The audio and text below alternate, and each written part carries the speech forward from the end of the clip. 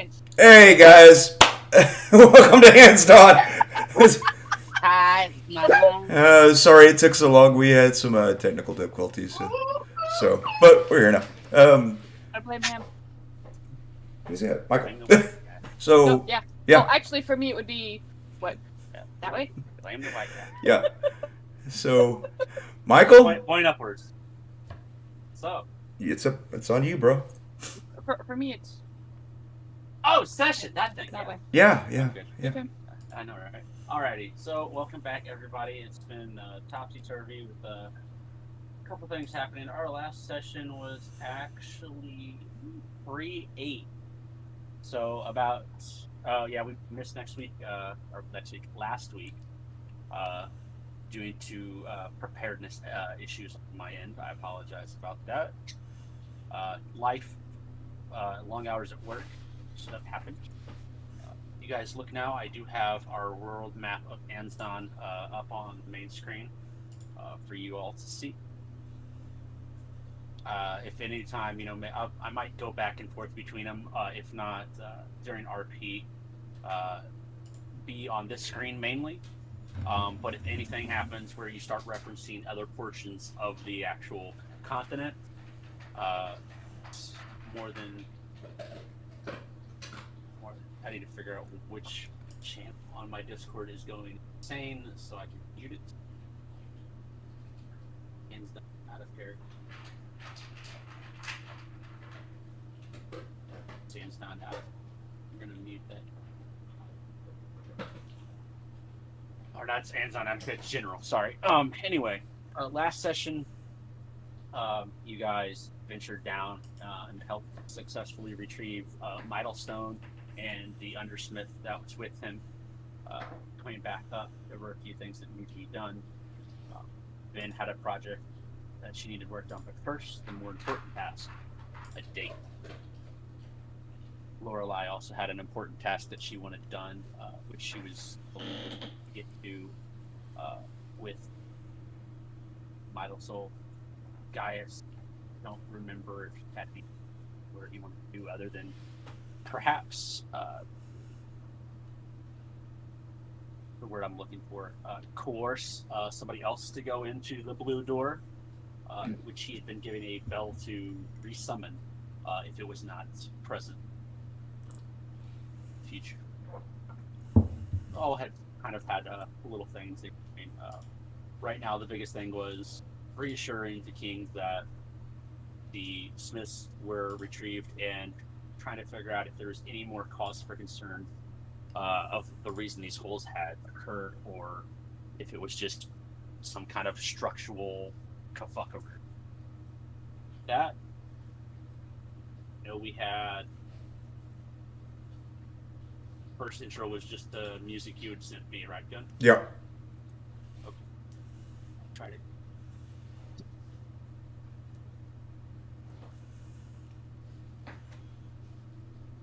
Refrain from some of these ones on here until I double check that I have the right copyright free ones on.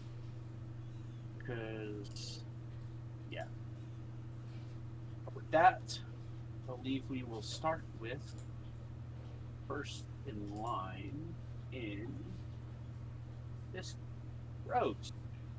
What will you be doing at the time? You are muted, by the way.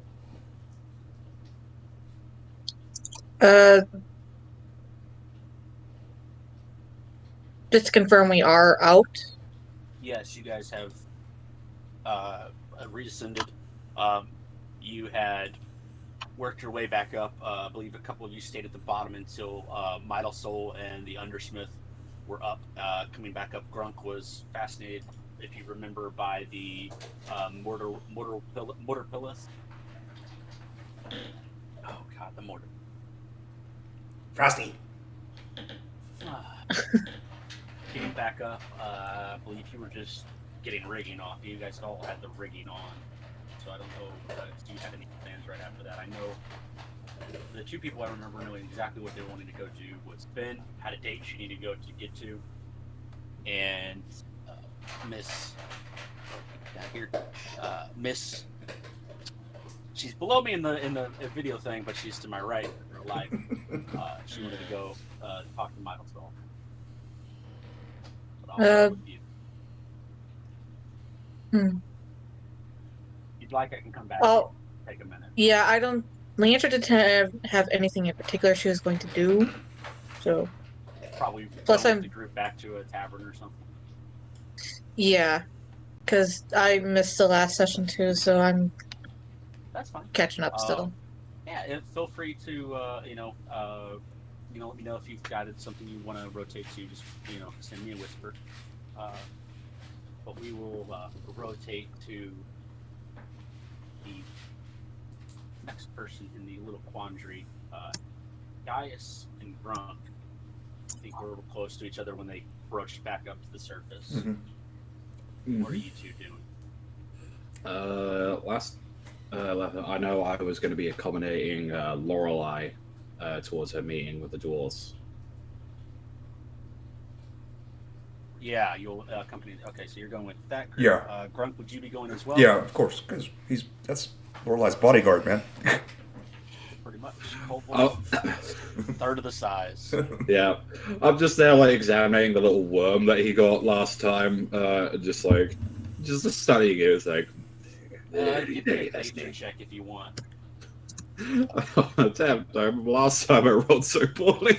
Let's go. Oh, did you already roll for it? Yeah, I rolled for it last time. I got a natural one. I don't know then, about it. Then perhaps a good night's sleep you think might maybe joust your memory. It's just taking a small little notes of it and all that. Okay. As you guys, Grunk, Gaius, and Lorelei, you all start to get your gear off and start to head up towards the entrance. Leandra kind of follows suit with you guys. Gets on the elevators. Well, I believe Vin, you already took an elevator up. You had a date you needed to rush to. Yes, I did. So you were on the elevator before them. Mm-hmm. It's about, if you guys remember, it's a 20-minute ride up and down this elevator. And from where you are, double check. I'll say for the sake of brevity, we'll obviously skip there. I'm not going to make y'all actually wait the amount of time. But if the majority of the group, sans Vin, is going to see the Dwarven King, then you guys be able to get to Cormac probably about the same time, I believe, distance-wise, as it would take Vin to get back dressed and probably get dressed and get ready a little after you guys. So we'll go with the sake of brevity. You all heading back to where you are. You're headed back to the tavern to freshen up for your day. And I believe he gave you did he give you an exact address? He did. He told me his family's address and to meet him at 8. I believe at this time I said it was around 6. No, last time you said it was nearly 8. I was late for the date. Oh, late. That's right. You were running late. Always late. Mm-hmm. To be fashionably late. Yeah, don't stand him up at his parents' house. All right, Yikes. for the 30 minutes worth of travel, is put in probably about 8:20 is when you get back to the tavern. All right. It depends on how cleaned up you'd like to get. Shower or just cleaned and changed. Fresh clothes, rather. Well, I've already had a They're bath. dwarves, they live in mine. I mean, You I have kind a of bath. already had a bath, but going through the tunnel water, and it's fresh water, so I shouldn't smell it too badly. Sure, let's go with that. But I will put on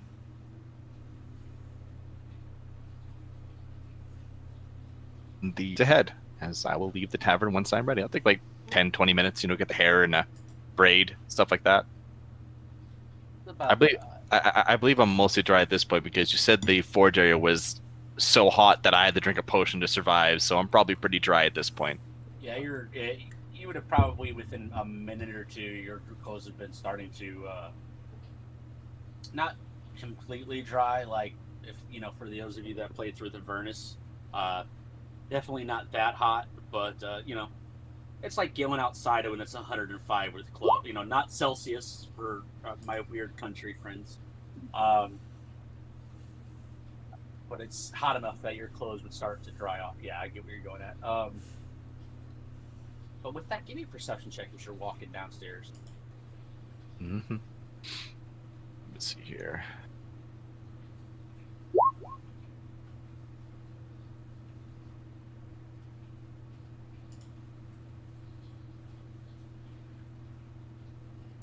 Yep, you see it. You just walk by the bartender at the front. Kind of gives a slight disgusted face, but kind of tries to hide it. As you walk right by him, he kind of.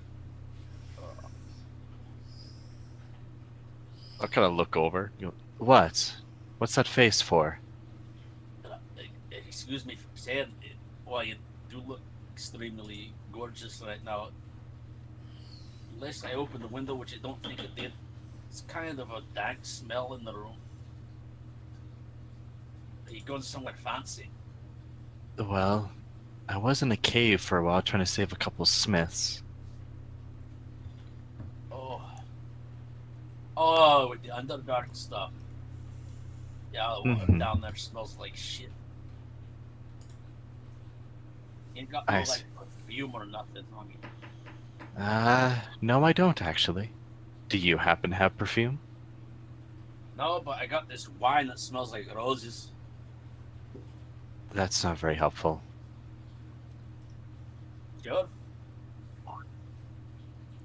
Hands it over to you. No, I said it wasn't helpful. It's probably about. He's holding it probably about 3 feet from your face, and from that distance, there's some potent smelling, flowery scents coming from that bottle.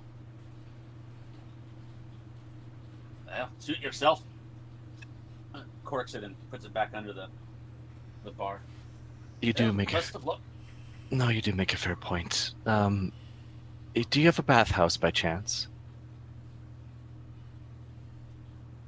Kind of leans around the edge of the bar and looks past the opening, and you follow him. Follow his head and look past where he is, and you see a fairly large tub that has a lot of dishes in it. It's the closest thing I got, really. Can it be emptied and I could use it? I'll do dishes first.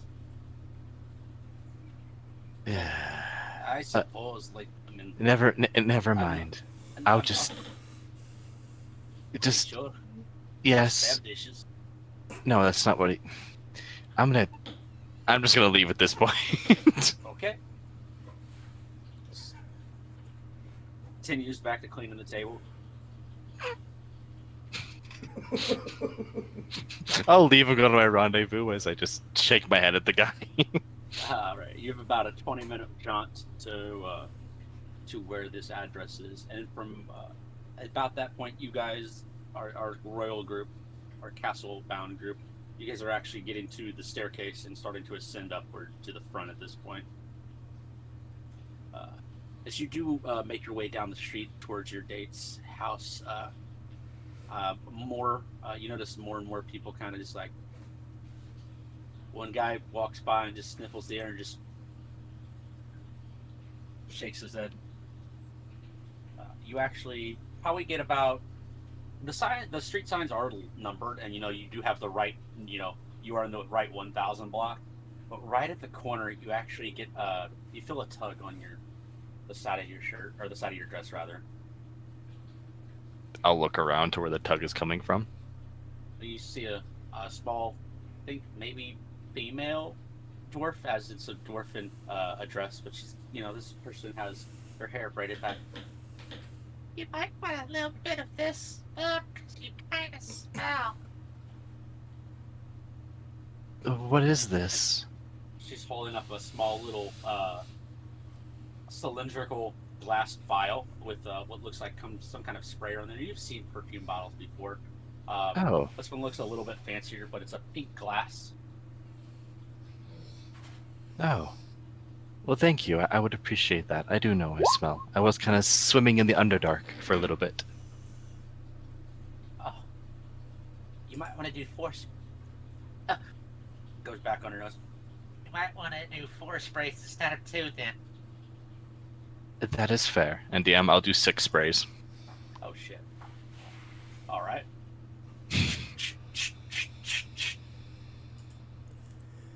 As now you do smell quite pleasant. You actually notice a nice little. It's like being shoved into Bed Bath and Beyond. Oh no. Oh, this is perfect. Thank you so much. I'll hand it back to her, and I'll, for your kindness, and DM, I'll hand her 3 gold. I have some flowers as well. And I got that bracelet right here, and she takes her hand and starts wrapping a little bit of a little wrapped, woven little straw bracelet around your hand, and tries to give you a flower. She goes to move your hair to the side, like, no, this will make you look so much prettier, and you'll be so beautiful. And I think I could actually. Do you want me to hold your dress up so while you're walking too? No longer holding her nose, but surprised by just getting 3 gold flopped in her hand. I'll take the flower and thank you. But no, lifting the dress isn't necessary. Are you sure? Yes, I'm sure. Well, if you ever need help at your wedding, let me know. My wedding? Are you not going to get married? No. Oh. I'm just going for a date. Oh, you're getting married tomorrow. No. Okay, well, have a good night. Huh. Turns and walks away. Just kind of cock my head to this side and go, did I actually get married that fast? Huh. I'll keep walking.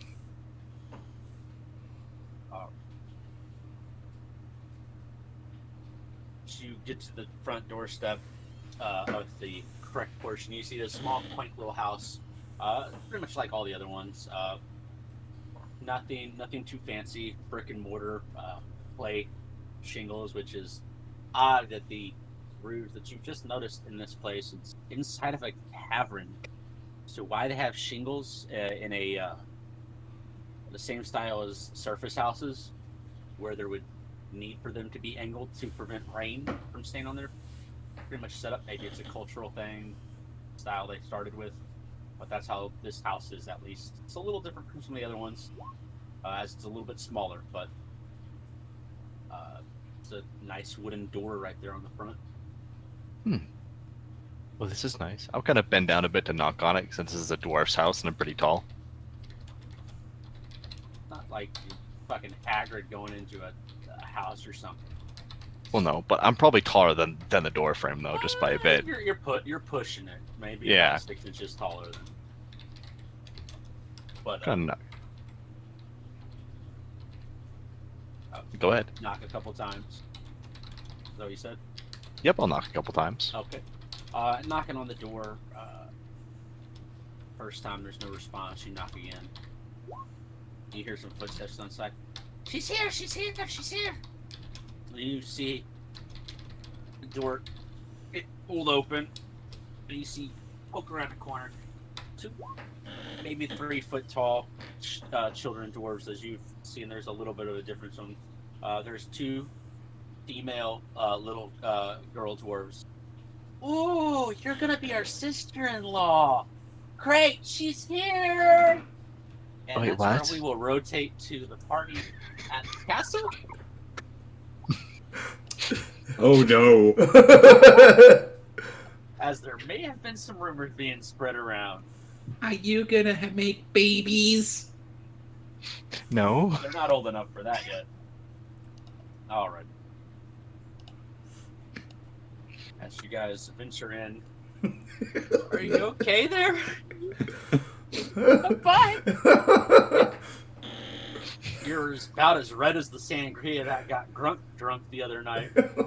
That's because I'm trying not to laugh very loudly Right. when you're talking.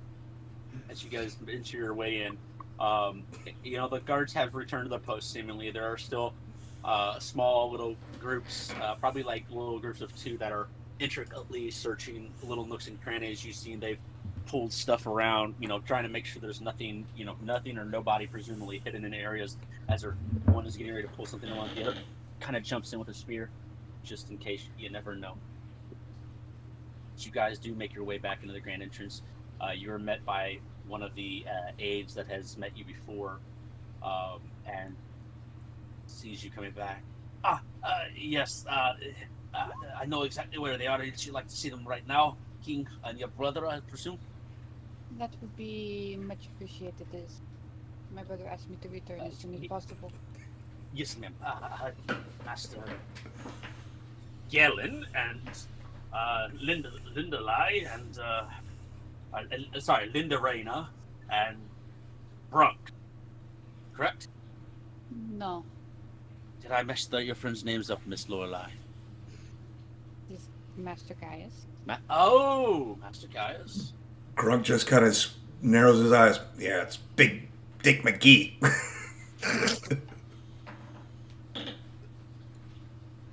I don't keep a straight face. That's Lore does. That's with all capitals, by the way. And this is Leander. Leandra will give a little head bow. I apologize. That is quite alright. Putting that in there real quick. I'm so tempted to look over because I figured you were pretty good. I go down to bed, go to Grug. Wait, what happened to Big Daddy Diesel? Gotta have a different name in every town, man. An alias in every town. Man of mystery, I see. That's right. Because they never see it coming that way. Nor do we either, but I suppose life is full of surprises. It kind of moves aside. It's like, follow me, please, and walks forward. And you guys are led down a hallway that ventures off from the large gated ceilings, or vaulted ceilings rather, into a smaller, more. Eventually, you're in you're getting more into the private area of the castle, possibly the king's private area, for the most part. As you're led up another stairway after about 5 minutes of walking, and into a small little study area with books on the walls, a nice little ornate fireplace, a table that has about 13 chairs at it. One of the chairs is actually a lot nicer than the rest, presumably the king's. King and your brother are doing a little sporting right now, but they will be back in about 10 minutes. Leave them playing King's favorite sport. Back momentarily. Would I be aware of what his favorite sport is? Give me an intelligence check. I was not about to say, do I know what's popular with dwarves, like sport-wise? You can give me a history check. If any of my students played it. I'm gonna guess not. Ah, yes, the dunking ball thing. Yes. Yeah. If it didn't involve a blade, she really wasn't interested. Well, you guys sit down and make yourselves at home. Guys intrigued by the walls of books. I believe you speak Dwarven, so you should be able to read the titles. I'll just double check. I believe I do. Yeah, I speak Common, Minotaur, Giant, and Dwarven. Looking over something, you actually do come across a tome that is in Giant. Big things and how to crush them. And right next to it, you see small things and how to throw them. Ah, yes, I feel like there's various. It looks like a giant section for dummies is what you've came across. Looks and all that. That one would be very nice to Grunk over there. That one over there. One called Water and Why to Stay Out of It. Yeah. They're all along the same line of titles. How to regain youth for dummies. I'm like, where is it? Where is it?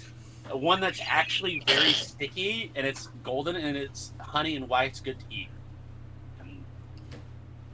And if you open it up a little bit, you see like a bunch of crushed bees, and like, this is kind of odd for a dwarf to have in a study, but okay. I'm just like that. It's just dripping out with honey. It's like, ooh. And close it. And then no, it's not. It's dripping maybe a little bit as you've probably just freed up a little bit of honey that has not seen air in years. It's the point of where it started to crystallize. As you had to, Ah, I think I've created Jurassic Park over here. Back. oh, but you do find a nice tome. You find yourself a nice little tome on the history of hourglasses, and get into a nice little passage about the debate on the appropriate amount of grains of sand to actually put in an hourglass. Of course, it should be 59,621. Those fools. Yeah. Leandra, you find a nice comfortable spot in the corner, slightly darker than the rest of the room to sit in and teenage. So, Grunk, kind of settle into, but looking around, there's various little small cabinets with glasses next to them. You're not 100% sure why. Then you know exactly, or not Then, Lorelei, you know exactly what those small little cabinets are. Those are liquor cabinets, as you see Grunk looking in that general area. I'm gonna keep an eye on him to make sure we don't have a repeat of what happened in the bar. For about 5 I minutes. don't think I need a drunk cold on my hands again. After about 5 minutes of waiting, or 5-10 minutes of you all waiting here, you hear a lot of loud clamoring in the distance. I had your ass up right there if you weren't so fucking good at the game. Well, it's kind of very easy to kick your butt. You are a little, no offense, hiking slower with the reaction. I'll show you next time. They come in.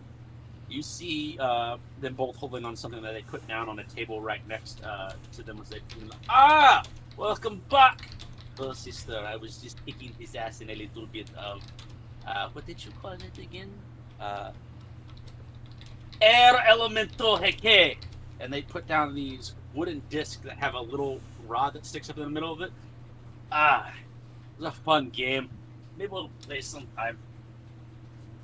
We might have to. She would have, hearing him coming, would have stood and waited and gave King Cormac a bow.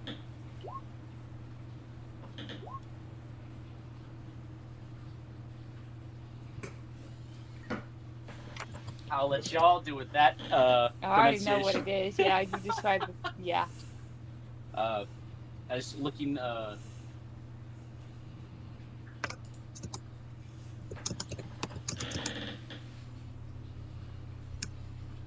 basically puts up, if anybody's ever played air hockey, one of the little, it's made out of wood, one of the little impromptu disc sticks that you get to use. Out of character if you guys find out later. Okay. It's essentially a subservient air elemental that helps their stone air hockey table work. That was a late night alcohol thought. So, like, I wonder how they would play air hockey in medieval times. That sounds like something fucking air elemental. It's like a Flintstones like game that they would play, like Fred and Barney would do.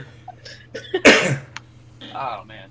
Anyway, as they sit down, so tell me, what have you figured out? I've got some forward reports that you managed to get Michael Saul and his undersmith out of there. A little bit of a nasty run-in with some creatures down there, did you? Just some, and remind me of the name of them, DM, because I know my check was good enough to know what they were. I have. I think it was a Grick. Yeah, they were Gricks. There were a couple of Gricks between us and them, but nothing that we were unable to. Nasty bludgers. Oh, 100%. If you want to, give me the appropriate checks for that. Thank you, person. I will whisper you on that. So yeah, do you have to venture very deep inside to find them? Not particularly, no. And you're not hurt at all, are you? No. There were a few injuries on their side, but nothing that time won't take. There was a dislocated arm and some scrapes and bruises, but other than that, everyone was fine. Everybody give me a perception check, please. Yeah. Oh, actually, I never mind. I got it. Alright, I would love to. I got it. I got it. Oh dear. Alright. Well, this is going to be a next couple interesting minutes. In conversation, the king and your brother do seem intrigued on this. However, Gaius and Lorelei, you kind of barely just see it out of the shadows. Gaius, you hear a little bit of a clanking of glass as you see Grunk up on tippy toes, trying to pull a bottle off of one of the liquor cabinets. God, that was pretty. North looks over towards you. Grunk, maybe not mess with that just now. I wouldn't do nothing. Did you want a drink, wee fella? You can have a nip if you want. I do not believe that would be wise. Probably not. This is true as Mr. Grunk, I believe, is a full-blooded kobold. High King Cormac, if memory serves me correct, some of the kobolds we had running around our castle were prone to peculiar antics when perused upon the drink. Can't hold your liquor, can you, wee fella? No, he can. It's just, what happened when he's had it? And she'll go in her bag and, here, Grunk, have one of these instead. And she'll pull out one of the pieces of sugar cane that she's got for him. He completely forgets about the liquor cabinet. I'm gonna have to get more of these. So, after you took care of the problem, coming back up, a question for you. What did the underbelly of the explosion look like to you? Or rather collapse, if we can call it that. Did it look like it was natural, or did it look like it was aided in any sorts? I honestly cannot say. When we looked, we could. It looked aided, didn't it? Like it didn't look like a natural explosion. Give me an intelligence, see how much you really gained from looking at it coming up. Because I do remember I did tell you that it looked like it was maybe some of it looked to be carved. I think Gaius was the only one that saw that. Yeah. Guys, you do recall that it did look, the tunnel itself looked in portions looked carved, but what he was referring to right there was the actual, so like if my hand was up here is where the smiths was, below about here was the carved portion. He was more so looking, did the part that was broken, yeah, did it look like it was aided, or if it was natural? What did the rocks look like? Did it look like there was kind of explosives put there, or structural integrity failed, or? Hang on, let me show you in my notebook. As I'll show him like a small little rough sketch of what I was able to kind of jot down. It's like, I believe well, at least the issue I could tell from this side and all that was around about here, and right about here. Put the spectacles on. You draw like a drunk gnome, you know that? Well, when you do teaching for my life, your handwriting gets more sloppier and sloppier by the second. It's actually pretty good. Gnomes can't write for shit. Yeah, you're right. I heard that, sir. Forgot you were there. Sorry. Look over in that corner. You do see, for the first time, you all a very much in the shadows, gnome Asturian-like figure. He's and wearing much like kind of robes like Gaius is, but heavy spectacles on, aged and for a gnome. He's transcribing onto a piece of paper out of a book. Grunk's just chewing on the fucking sugar cane, just staring at him.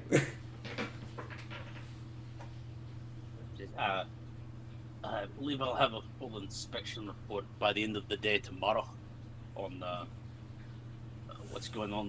Now that they know it's cleared out, they're going to send a reconnaissance team down there, look for any trapped tunnels, anything that was fell in on itself purposefully, as well as reach out to appropriate contacts in the Underdark in that general area, at least the ones we can get to figure out something happened, or maybe pressure and gas Because I know when they built that, they had to vent the gas out a certain way. Maybe there's a trap pocket there that just spit out at the right time. You never know.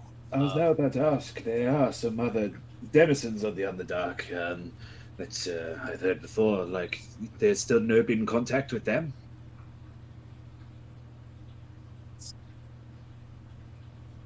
Slow going on information, right? So we get trade, but we've only established trade with them through many years of free gifts and coercing. The deep gnomes are the ones that are a little more susceptible to talking with. The drow, these fuckers need a lot of conversing. I've been a couple times where they've almost, reneged on our trade deals and wanted to not go through with it. But every now and then, a free gift or free trade, you know what I mean, has to happen to keep things going good. But hey, we buy gems and potions and all poisons and all sorts of stuff from them for a great price, and we sell it to them dumb fucks in Nelabelt for a markup. So Well, you might want to just check either way, because it's under investigation. It's just slow going. If this is truly a situation they said where it might be a little bit more dicey with some of them, then some of them might even view it as an attack, would they not? So it might be best to collect your information as soon as possible. If you've got mages around that perhaps could send a message to their leader. I believe it's kind of an in-person thing. Is they do have the ability to receive messages, but more so they've got some kind of magic filled up that's only brought down if they want to send out messages. They can't receive them in. We've tried it. It doesn't work. It's like I don't know if you're familiar with a scrying spell. Is Guy familiar with the scrying spell and what they're discussing? Does he know like anti-magic fields like that are capable? Give me an Arcana check, just in general. Oh, goody. 18. You are familiar with the scrying spell in the sense of like you through stuff. You don't know it yourself, but you do know from being told from people that did know it that most of the time it worked. They would obviously be able to find who they, as long as it worked, it would be able to find them unless something happened where they were indisposed. And if for whatever reason their consciousness and their will was able to fight it off, they couldn't see where they were again. It was hit and miss on it. As far as a magic spell that could block off an entire area, you're not sure. Yourself, you were familiar. You have a personal shield ability, but something that can do that large of an area, that has to be some strong magic. What's that is described must be some sort of powerful one.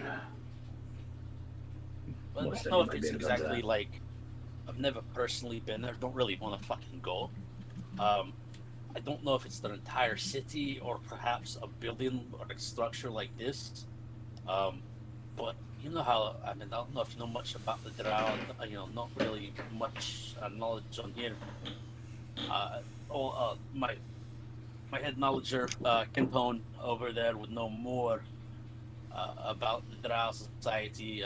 He's probably read more books than there are to read.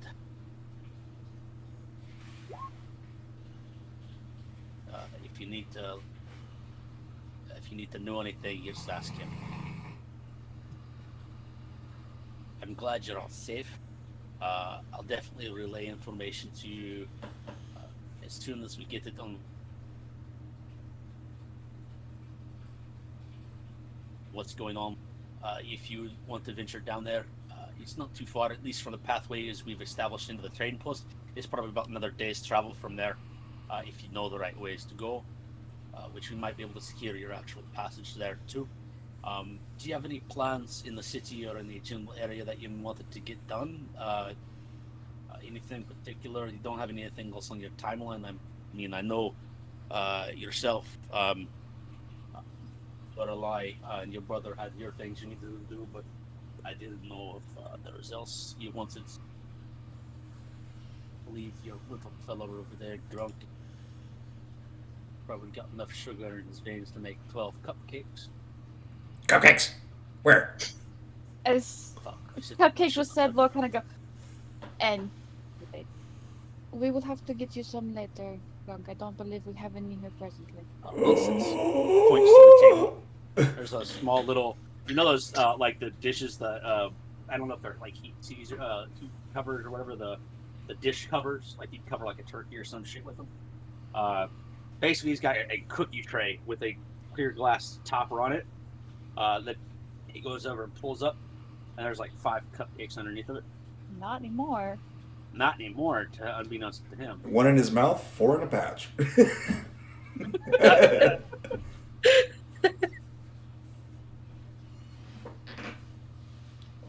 As long as it isn't your prison pouch, you're all right. Those are my grapefruit muff cupcakes. Oh. And he takes.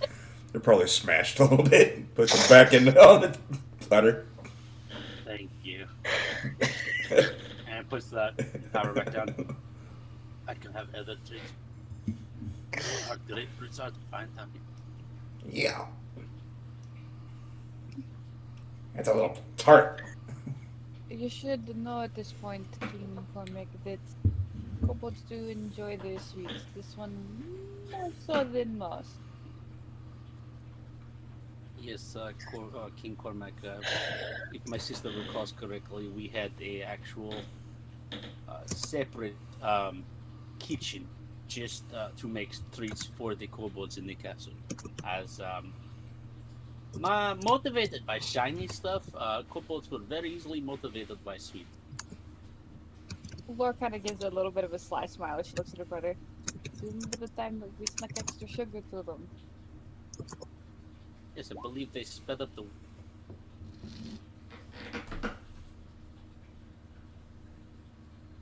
work project. Those were the 4 he pried off the ceiling. Yes, that's what it mentioned in the others. Anyway, I'm exhausted. Air elemental heki a lot out of me. I'm going to retire to my chambers to rest for a little bit. I've spoken with King. He's been gracious. He's speaking right now because you see the King's over at the table making himself a sandwich. He's graciously allowed, if you would like, you can continue staying where you are at the taverns, or if not, we have cleared out a couple of. Obviously, he's had a couple of his castle servants clear out some quarters for you here in the castle. Which you're more than welcome to stay at, or if you'd like to be more towards this town center, that is perfectly fine. He will relay again that do not hesitate if you do not wish. Sister, I believe there might be some stuff you would like to talk to me about, which we can definitely deal with tonight if you want, or tomorrow, whichever. Well, probably in the morning. I think I may be in need of a bath. All due respect, yes.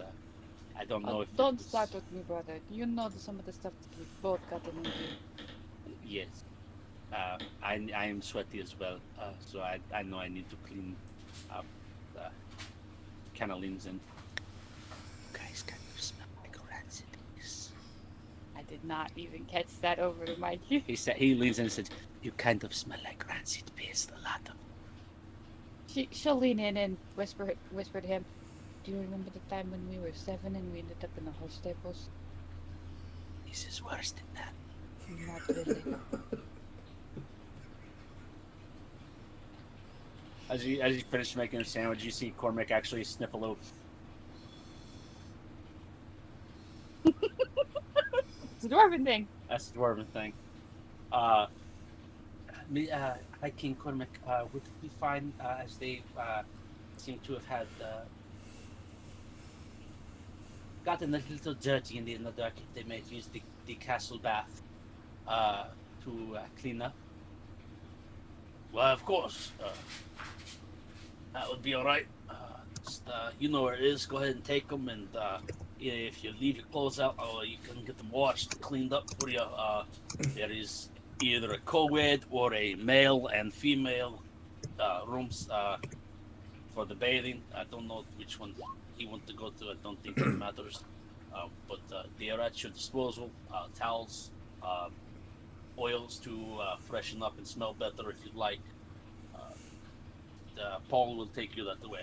If you'd excuse me, I'm going to go have dinner with my family. You are As invited he's if you eating a wish. sandwich. DM, Like that. Grunk heard Yeah. bath and he's trying to sneak away. I was Leandra about to grabs say, I'm them. gonna... No! No! Gun, it's not the bath. Come with me. We'll go find those cupcakes.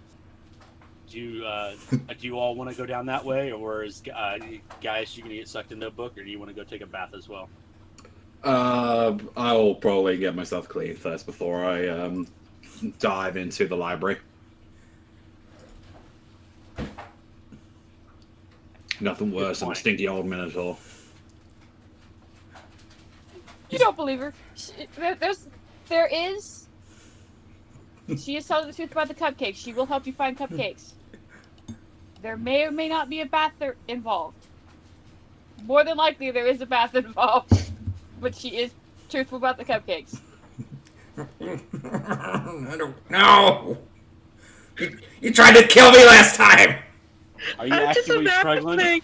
Yeah. She's gonna kneel. She's I'm gonna just If kneel you're imagining down. struggling, Pulling onto him. and yeah, if you're doing that, give me contested grapple checks.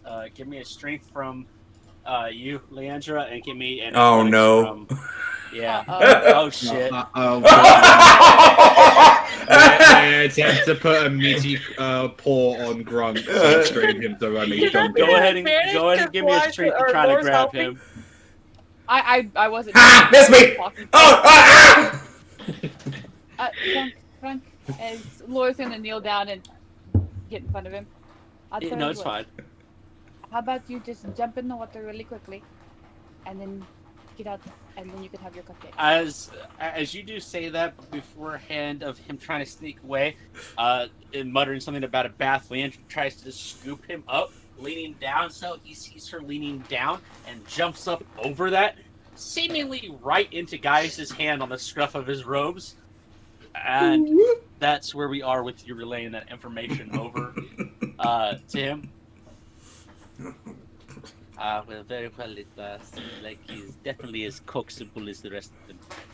Master Crump, if you go through and take a bath like a good little kobold, I will see that you have a dessert platter just for yourself. Kobold size, and he winks at you. Is that agreeable?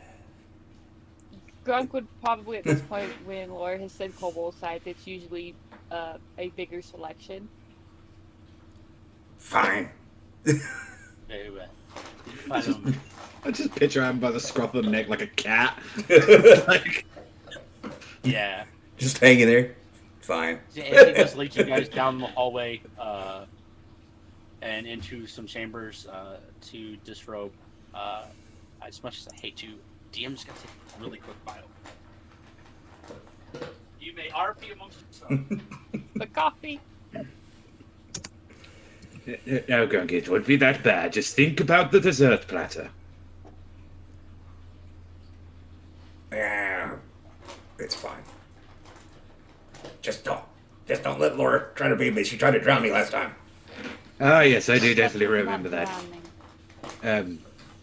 No, when I went down from the ship, and like I was having a nice bath, I heard the sounds of Grunk screaming and him like wrapped up in a what was that he wrapped up? But I'm not the one that tied him into the hammock. and how did that actually come to pass? Don't know. I think it was self-induced. And Leandra got him in. We're in the room with him, so I'm not sure. All I remember is that you were dunking the poor boy like he was a pair of washing. Actually, when you got up, he was out of the hammock, and I was in the water with him. I still saw a very perturbed Grunk when I came up. But it's like a cat that doesn't want a bath. You weren't dunking him like washing, though. Before you guys came up, yes. None of you Well, actually Leandra was saw on that. deck the whole time, I think. Yeah. Because I think I specified she never went below deck to sleep. Well, she slept on top of the deck. I'm gonna be so much trouble if there's actually like a bit of soap that is looking like a cupcake or a sugar. Oh, Like, no.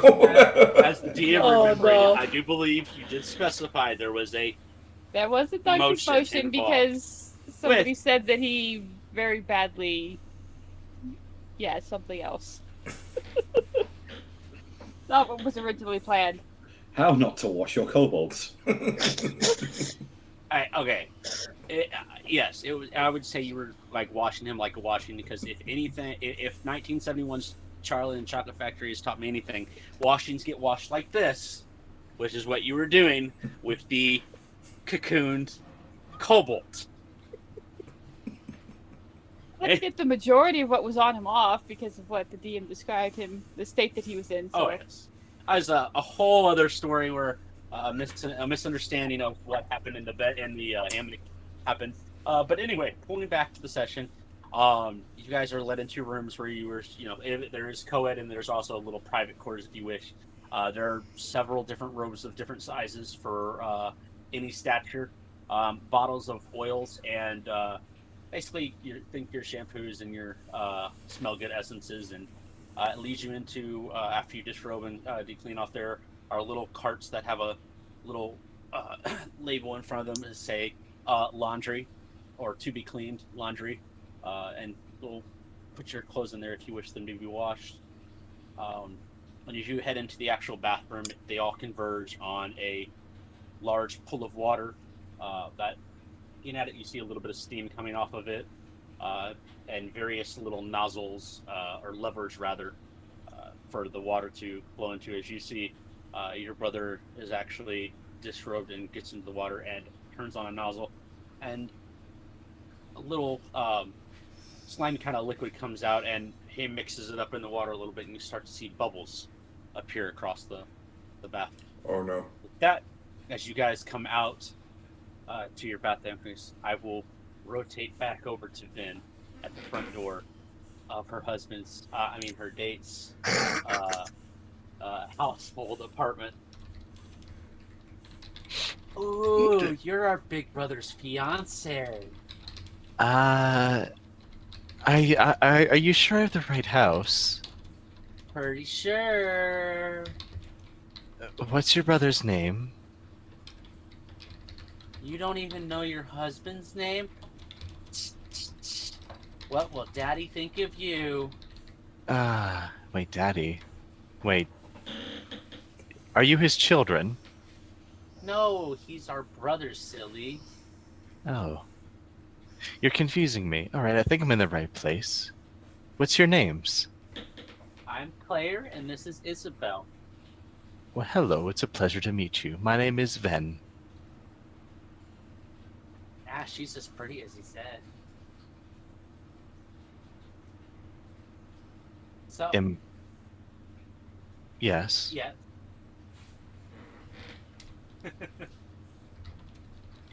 What were you going to say, Vox? Letting them go. They're about to say something. You're a lot prettier than the last one.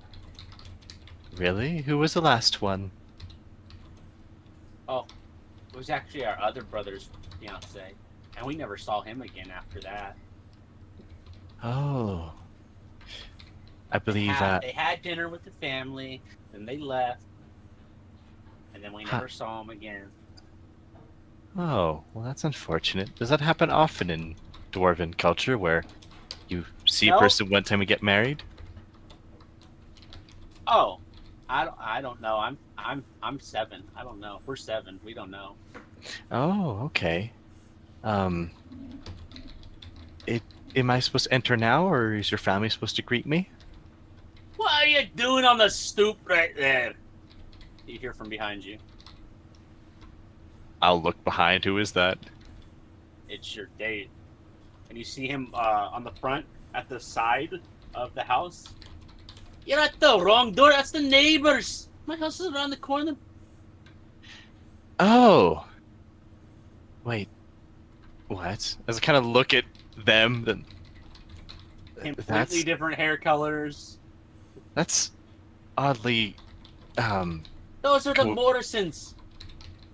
and their brother also has a date at this certain. That is really coincidental. I am sorry, I'm not who you think you are, but you are cute, by the way. As I pat them on the head and follow him. Daddy, Mom! As they close the door and run inside. And you hear muffled, a date's here, but she's leaving. Oof. Head I'll down the follow. steps. I'll follow the guy really. My mother and father and I rent the side room from the Morrisons. Their Oh. little daughters are very imaginative, if you will. I see. It's a very, very depressing story with them. Their mother's actually bedridden because of some illness. The clerics can't figure it out, but the father keeps having his marriage is in shambles, and for whatever reason, their whole mental state's kind of fucked right now. They keep seeing the doctors and nurses, clerics, and everything coming over as brothers and sisters. It's what their father's telling them to kind of keep them calm. They think their mother's sleeping in a really good sleep right now. It's really depressing. That's actually very sad. I'm sorry to hear that. I have no relation to him at all. I just pay rent. Oh.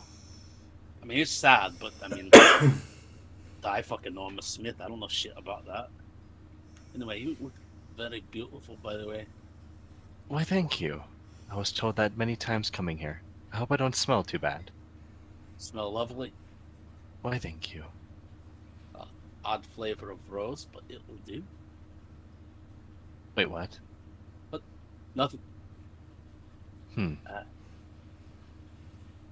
Do you like, how do you say it? Common tongue. Do you speak Dwarven at all? No.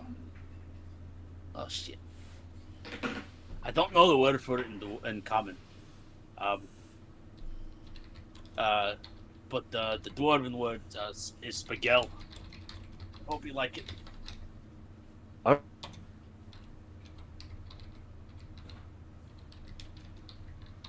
All right. That's for meeting your family. It's the intro later. As he opens the door and you see on the other side of it's quite little room. You see two beds on the opposite side. One has a single size bed, like a full size bed, and you see a king size bed. We're talking probably a 500 square foot little apartment. Kitchen, a small curtained off area that has over top of it LOO, Lou. Nice little, I think Dwarven Weasleys, but one story. Hmm. He's coming in. You see from around the corner an elderly dwarven gentleman rocking in a little chair, looking at a bunch of papers. Hello. Hello, Looks sir. right back down to his paper. Oh. That's your father, I presume? You can't hear for shit, so you might have to speak up. Hey, you talking little fool! My date's here. I don't care about your debate. Let me read my paper. Back down at his paper. Dad, you said you talked to her. I don't want to dance with your son. He looks back up from lots of years of mine. He can't hear for shit. All those explosions fucking his ears up. Oh. Well, that's quite unfortunate. And it happens. He didn't wear his ear protection. Oh, that'll get you. See from across in the kitchen area, you see a small starting to gray, red-haired female dwarf straining some type of noodles into a large pot, and she slides them into a bowl of red liquid. Oh, that's such a date you brought in. Hello, Mrs. What's your family name? Stone Ice. Stonehouse? Stone Ice. Stone Ice. Oh, okay. Well, hello, Mrs. Stone Ice. My name is Ven. Nice to meet you, dear. And for anybody watching, I can't do female dwarves very well, so they're all Miss Doubtfire. I hope you like spaghetti. Oh, that's the word for it in common. Fuck, I knew I forgot it. Oh, never had spaghetti before. I am. Alexa, shut up! Nobody was talking to you. Can you turn her off or change her name? Sorry. I don't know. It's worse on Susan's. Our Amazon circular thing went off. No, it's I used I hope. Do you like wheat for other stuff? Because I made wheat noodles. I mean, wheat is absolutely fine. If you want, I can share some recipes with you. I've also got some special things on my travels. It's more of a gift for allowing me into your home. Well, you don't have to, dear. Just sit down and enjoy and tell us all about yourself and how you met your son. Oh. Sorry, I should have done that.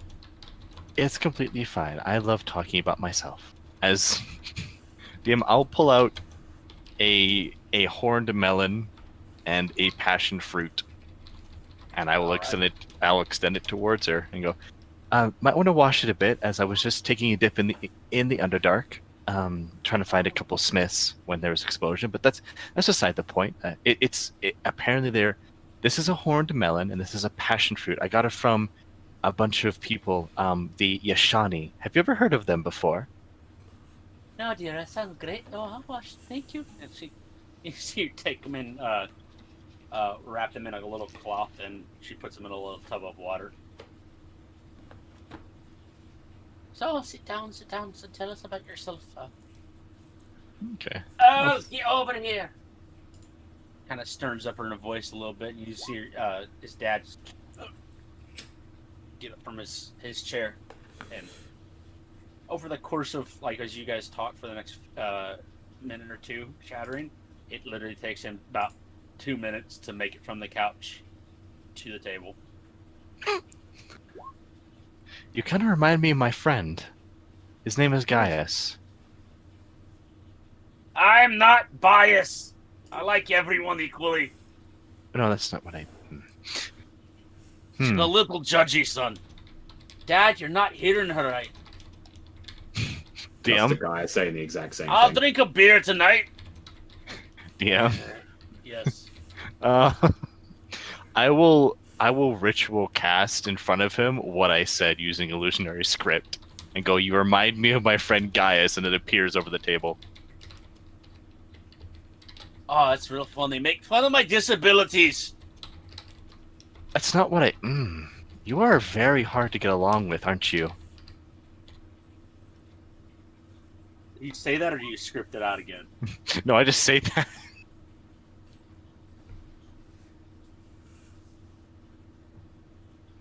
I don't know what she said. She's not speaking very loud. Tell her to speak up. Go on, come on. Dad, leave her alone. What are you blabbering? If you see the mom reach up and smack him with that, you're blabbering fool. Be nice to him. Sorry. That's fine. Well, how I met your son is, well, I met him today, to be honest. I came into town with my friend, and I'm getting some work done. He's making me a suit of armor. And he seems rather interesting. He's an apprentice. That's what you said, right? You're an apprentice to a smith. Aye. Mm-hmm. He's been doing very good work over there. He's been there for about a month and a half now. It's good. He got work after his last job fired him. Mom! Why would they fire you? Gonna be your wife or something in the future. You never know. Mom, shh. Wanna get out of here? We go somewhere else where they're not at home. Like, I don't know. fucking street side for all I give a shit. Well, don't be rude. I cooked up all this spaghetti for your friend. I'm just kind of looking at it and be like, I've never seen a dwarf with that much red in his face before. It's rather cute. Yeah, I've got a nice pair of boots. Yes, you do. As he brings a boot up onto the table. They actually are very nice boots. Are they padded baby seal boots? No, they are brown, pointed toe boots with intricate. If you imagine like Western, real life Western type filigree on the sides of it. Yes, Dad, we know you've got a pair of boots.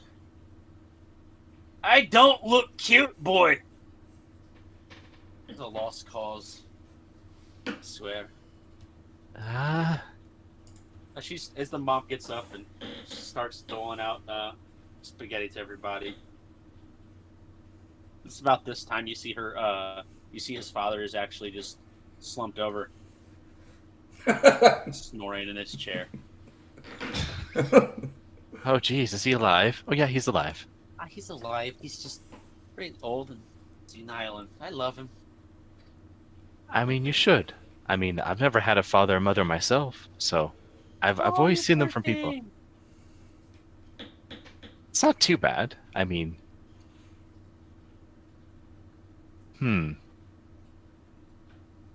So where are you from, dear? I've never seen a tiefling before. Really? I think you're a tiefling, right? Of course. Oh, never mind. I don't need to use this. You see, with your passive, you see her tuck a pamphlet of Ansdon known races into her. It's like the common races of Ansdon is what it says on there. Yes. Or I am from the village of Sake. If you've ever been on the surface world. Born and raised. Oh, well, if you leave the Jeweled Crest and you go to the Bristol Plains, you go along the lake up north and you find Sake. It's a small village right by the Girardian Woods. It's a very nice place. I wasn't raised there, but that's where I call home. So you're well traveled, eh? Yes. Wait, we're going into battle! What? He wakes up from his little bit of slumber. You see him actually take up his knife and his fork. No battle. No battle. No, everything's fine. No. Yes, I worked in a mine. No, everything is fine. There is no battle. Of course there's no battle. There's food in front of us.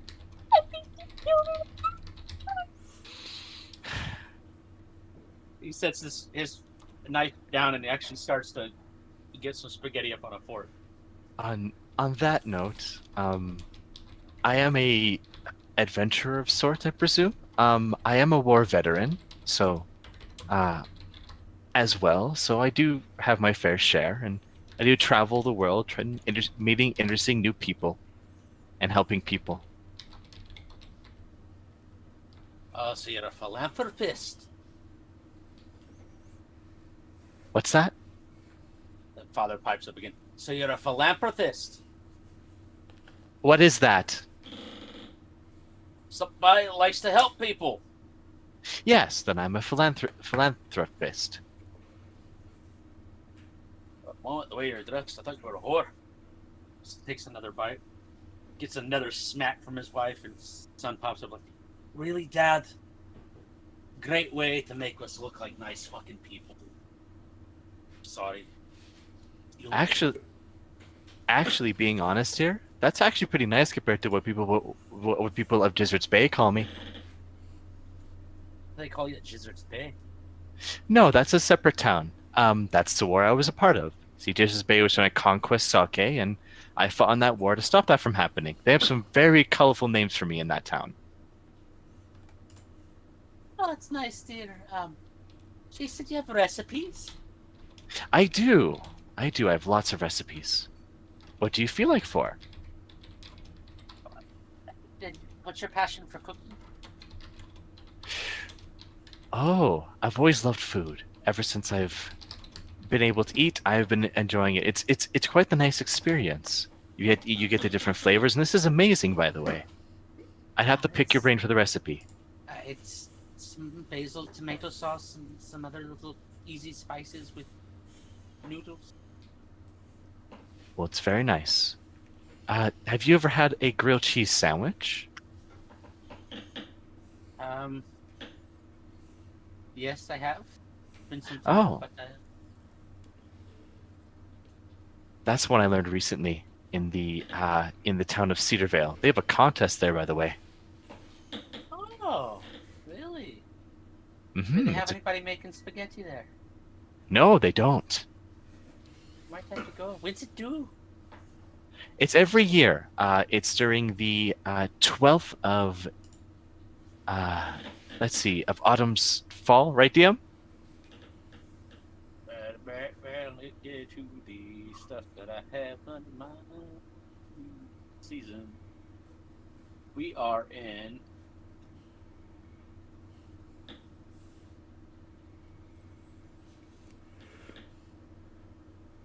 I think as we started, we were in.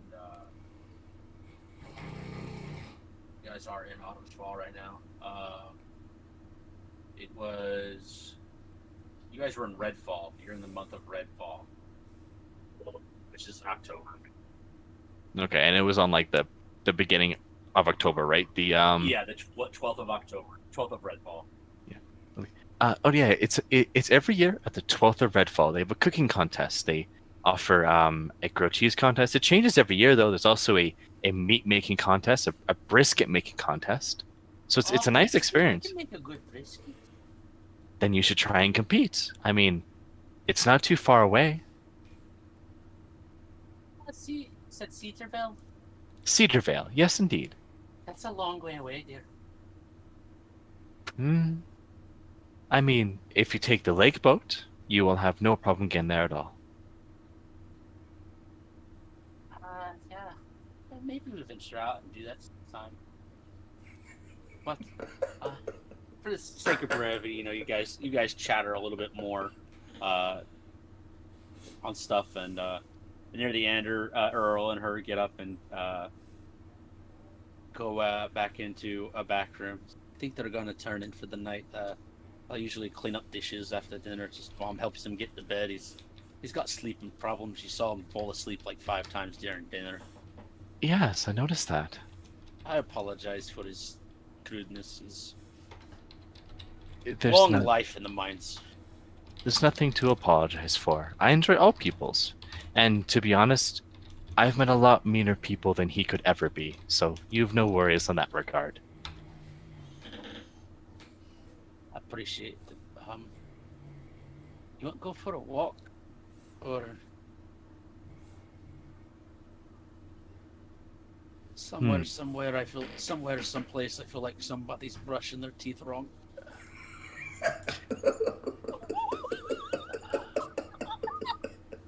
I don't know what. Oh my! I don't know what that you, means. You ever get a feeling in your stomach that something weird is happening somewhere? Yeah, I just got that feeling. Something get a weird taste in your mouth. It's just like. Yeah, you ever get a weird taste in your mouth? No, I've never had that before. Well, Curious if you'd maybe want to go for a walk. Sure, if you would like. Take you to the park area. Yeah, it's a good idea. That is a good idea. As I'll get up and I'll kind of put the things inside the sink. Nah, he takes them. He's washing them off real quickly and hastily putting them in this little rack they have there. It's your dish drying rack, but he's leaving bits of food on him. Probably just wants to get out of there. You guys go towards the front and out the front, and he leads you down a little pathway. Points towards a little alley. Well, it's not an alley, but more so a street that's kind of lit, and towards the edge there's a park there with surprisingly a nice little patch of grass and flowers and a few trees. Wow. For a walk. Those are going through, like, how do things grow here? There's no sunlight. It's all imitation. Oh. How creative. It's not actually here. Like, the stools and stuff. As he touches the stool, that's here. But and he goes to he walks over to the tree with you, and he kind of puts his hand into it, and you see his hand actually go through. Give me a perception check. Okay. Perception. Yeah, as soon as it kind of looked a little weird walking up to it, but it, like 10 feet into it, you guys, and he touches a tree. You look through it, and you can see that for the non-attention having person, they would probably not catch it. But it's one of those things. If you take more than maybe 2 seconds to actually study any bit of this area, it looks to be faint enough where you can see through it, and you can tell it's something. Give me a Arcana check if you'd like. I am not proficient, so I'm not going to. Okay. Well, you can if you want to at disadvantage. No, I'm good. But She's just your best satisfied with the knowledge- illusion part of it.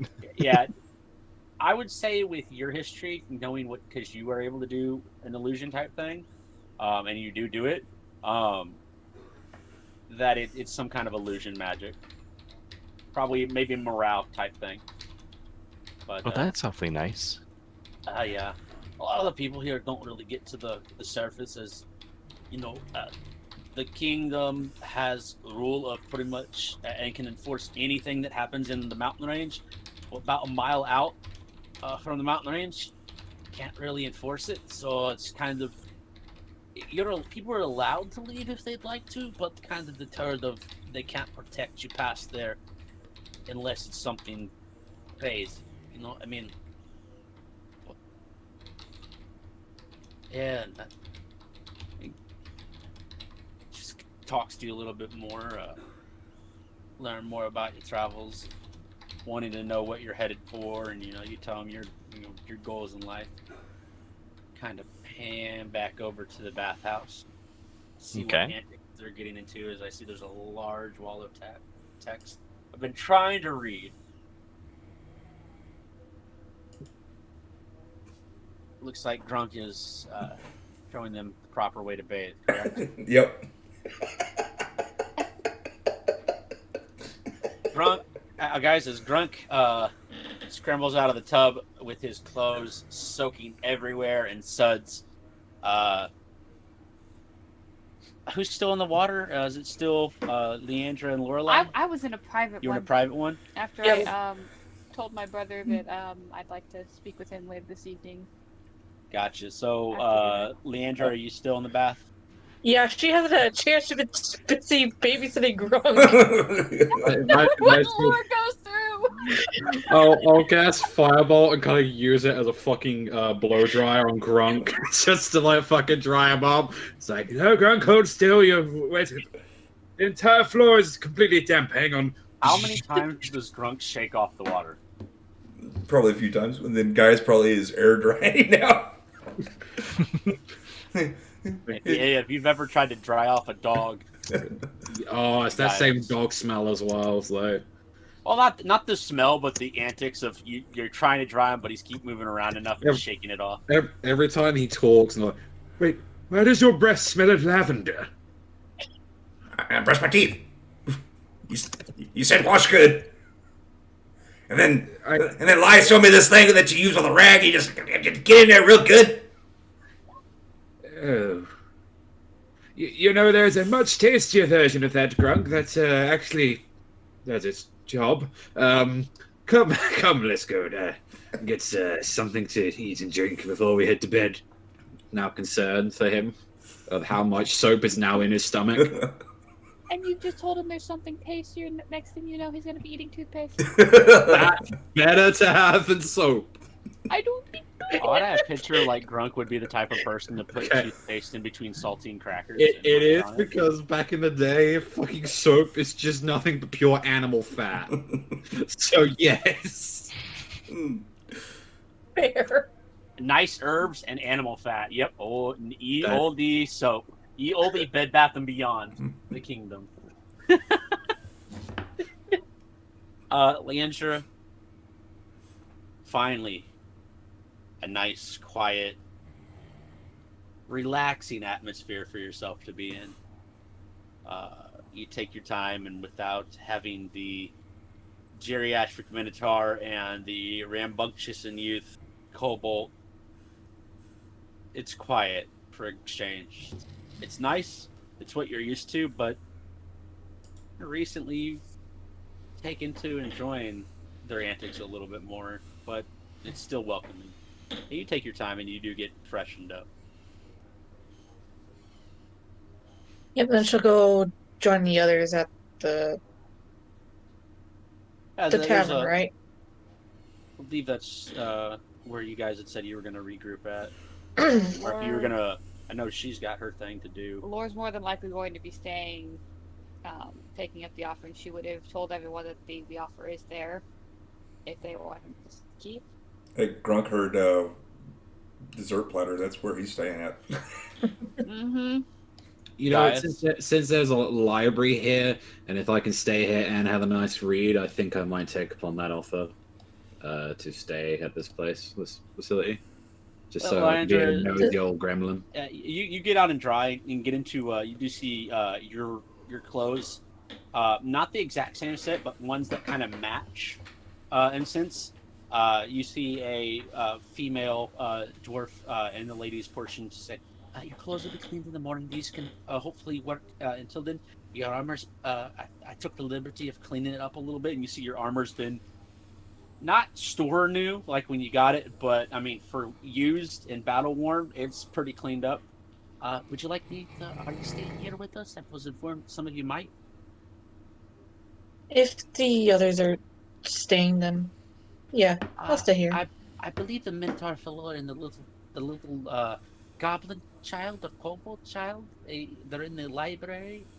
But would you like me to show you to your quarters? Probably Sure. when Lore comes out of her bath area. And you hear the same spiel. You know, you have your armor has been cleaned up, polished very nicely. It says the same thing to you. They're nice little, quaint clothes. I mean, as akin to this, think like what's the word I'm thinking from?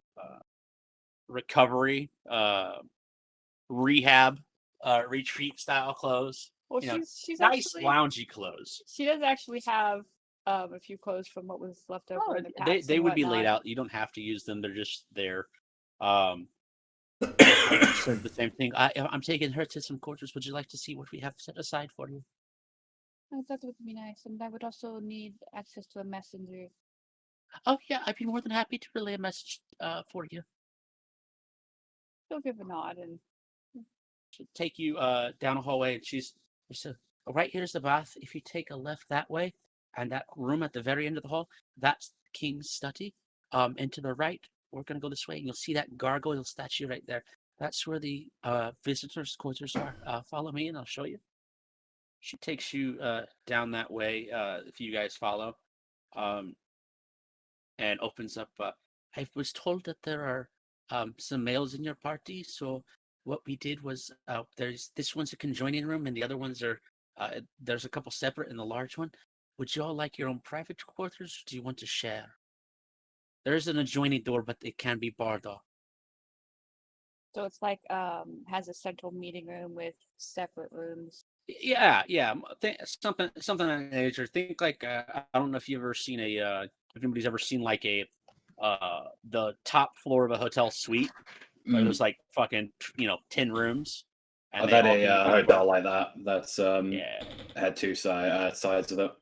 yeah, basically that kind of sense. But there's opens up as a little hallway, and these are take your average in room and then make scrunch 4 of them together, and that's what one of these rooms is for you guys. It's very nice. Probably not as nice as the king's room or the rest of the castle, but it's about mid-tier. Nice large queen size bed, a little fireplace in there for you, table to eat, various little room equipments for you to relax in. And then there's right next door. There's one for both of you, or this one and this one. You can each have. If you'll open it up, if you'd like to really go in and converse with each other versus knocking on doors. I think this will suit our needs quite nicely. Thank you. Well, if you need anything, let me know. Did you have the message ready? Yes, it's just sending a message to the tavern we were staying at. We have one in our group that is not present, and I believe she will be returning there to let her know that we are here. What's the name of the tavern? Vin. No, the name of the tavern. The Vin is the person. Vin is the person, yes. Okay. And the name of the tavern, dear. Let's see, I have it written down. There was some fun. The Sober Dwarf. Okay, and this is Vin. In case I were to see them there, can I have a description? She'll give Vin's description. Okay. Purple tiki. I will relay this. I will let you know. I will try to be able to be the one to relay it. But I have to get permission to leave for this. I'm sure I will be able to because even if you can just send a messenger, that is fine. You don't have to do it personally. I just need this message to be gotten to her. Okay. Tall, beautiful, purple hair, Tiffany. Hips that don't lie. Don't know what that means. Okay.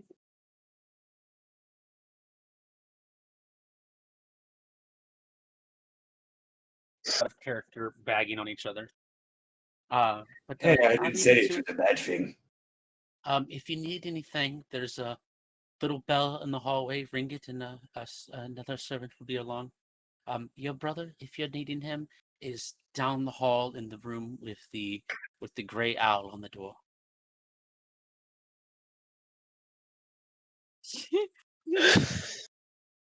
Cold breeze, more like a missed heartbeat. She'll give a nod, and I thank you. I think he's due to wake up from a nap. He said something about having food delivered in about an hour. So I think he's taking a quiet nap. When I asked my brother to talk with him, was it over dinner? He might have mentioned something about having some food. So Okay. It gives you a little bit of time to relax, set up whatever, if you have any baubles or whatever in your backpack that you want to set up to make it feel kind of like home, like bedside trinkets, if anything. She I know barely you has left home in anything kind of a from rush home, so for whatever reason. yeah, no idea why.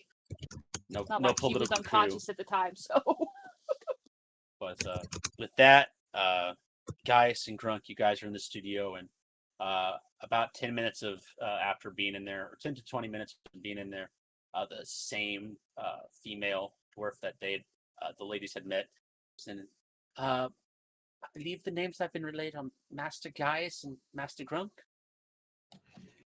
He closes the book. Yes, how can we help you? Hi, I've taken the ladies to their quarters. Would you like me to show you where they are? Oh, yes, please, if you would. And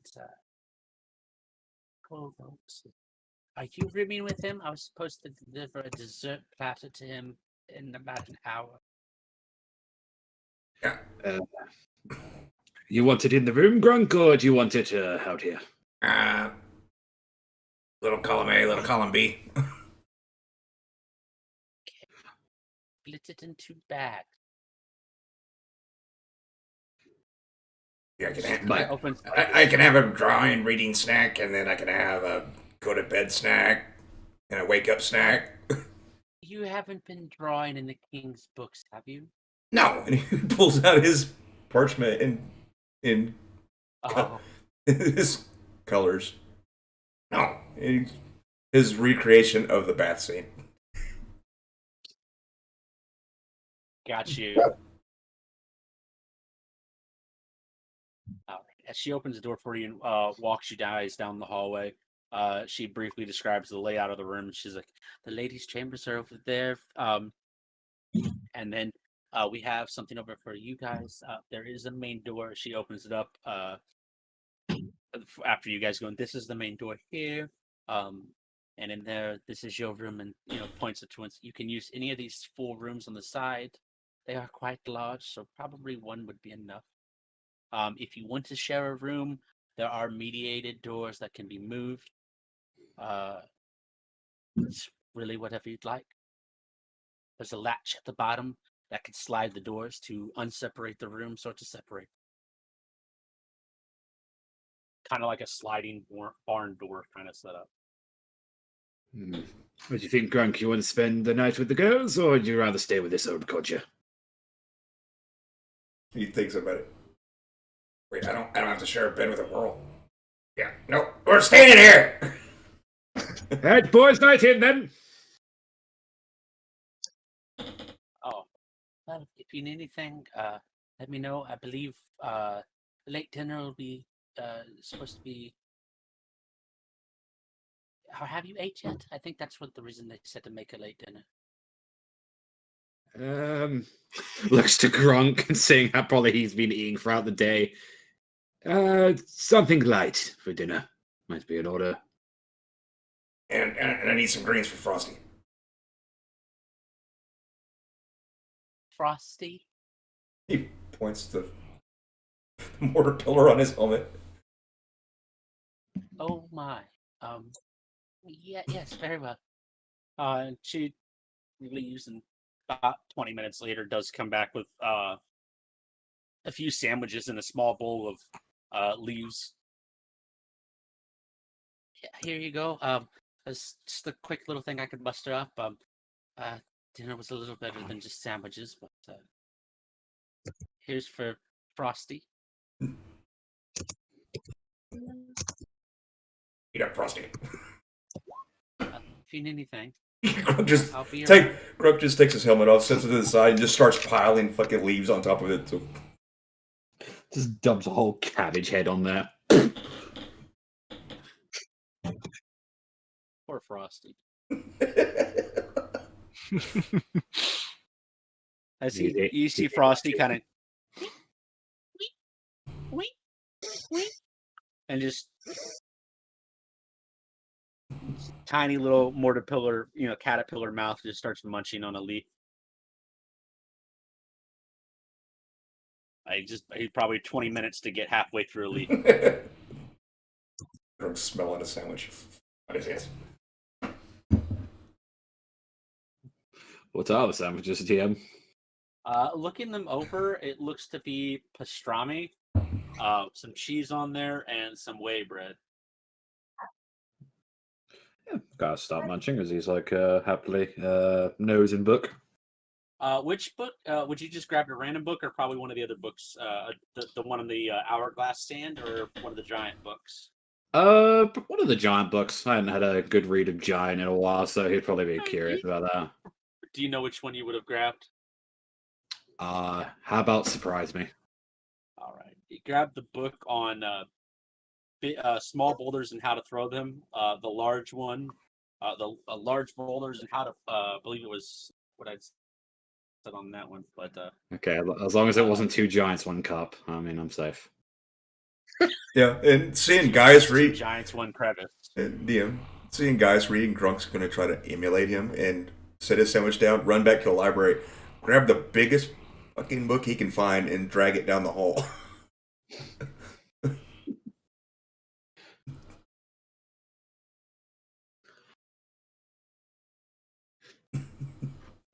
His strength check. Oh no! I want to see how easy it would be for a kobold to pick up a 60-pound book. Sure. Probably easy to an extent, but as you get in there, you see one with a stone binding. You're like, stone's got to be heavier than paper. It's 6. As this book is about 6 inches taller than you are, and as it slides out, you're like, okay, if I rotate it flat while it's facing me, I can hold on to it. Oh fuck, it's possible. It falls down and you fall onto the ground and just onto your stomach as you like. As it is. So with that in mind, he's gonna get a running start at it. Yeah, he's gonna get a running start at it, shove it, and then he's gonna ride this son of a bitch down the hallway. Using it like a sled? Yes. Whoa, Let me get this straight. You want a bobsled, a stone tablet book, down a perfectly waxed marble floor. Yep. It's just become a Beauty and the Beast. Give me an athletics check. I would love to. The poor cleaners. The fucking poor janitor that had to take the time to hand wax this. You ever seen somebody fuck up on a boogie board real bad? If not, you're about to. As Grunk runs towards this and lands his momentum on the back corner and is not able to balance, Grunk, you hear it. As you look up, as your head hits the ground, you see the book scatter about 20 feet down the way, leaving about 3 or 4 interwinding little skid marks, like a car leaving imprints from all the tires on a fresh dirt field, as there are metal bindings on the corners of this book that have just scraped the fuck out of his floor So going The forward. poor janitor. he will just leave it there, nonchalantly walk back to the room. I was already like that. Are you grabbing the book or leaving the book? He's leaving it. Gaius's ears only perk up. I guess the janitor's being quite noisy this evening. As he just like turns a page.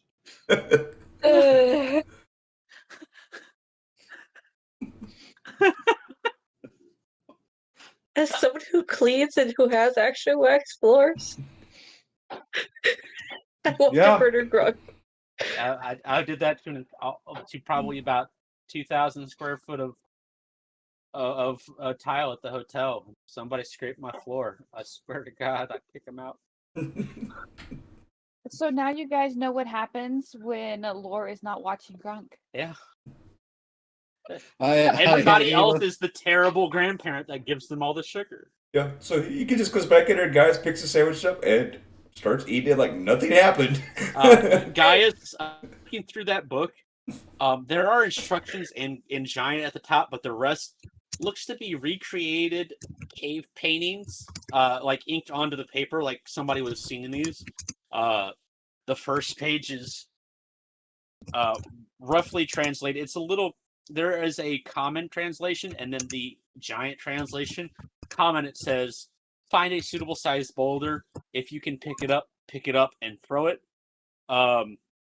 In giant, it says, find big boulder. If pick, you strong. If you can't pick, you weak. You weak, not strong. Pretty you much. little bitch. And it just shows a stick figure bending down and grabbing onto a circle.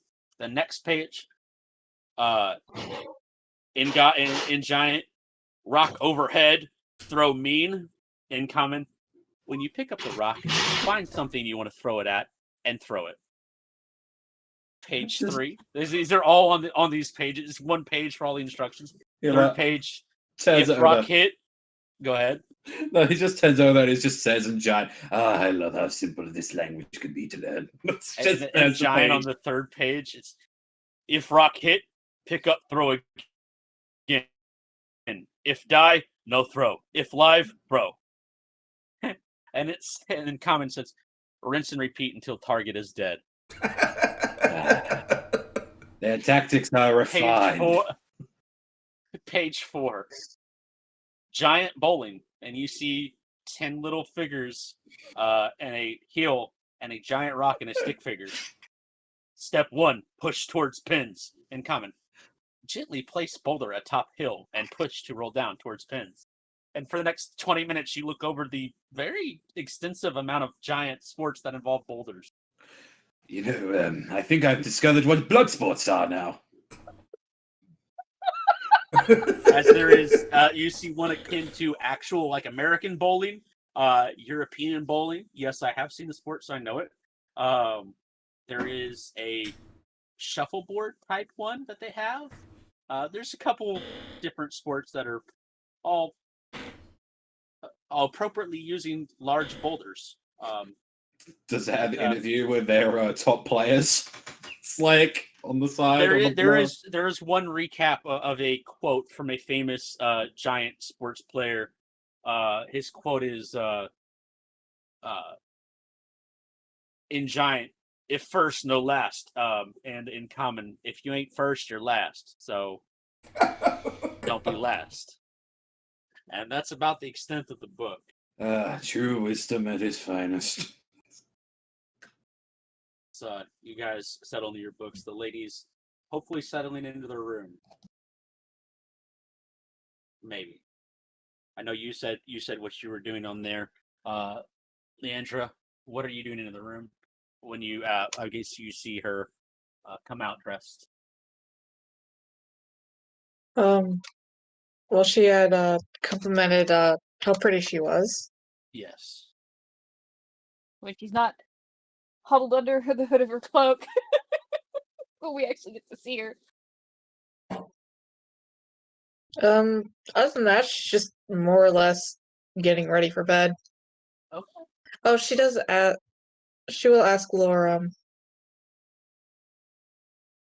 after you're done with talks tomorrow, would you mind coming with me to go shopping?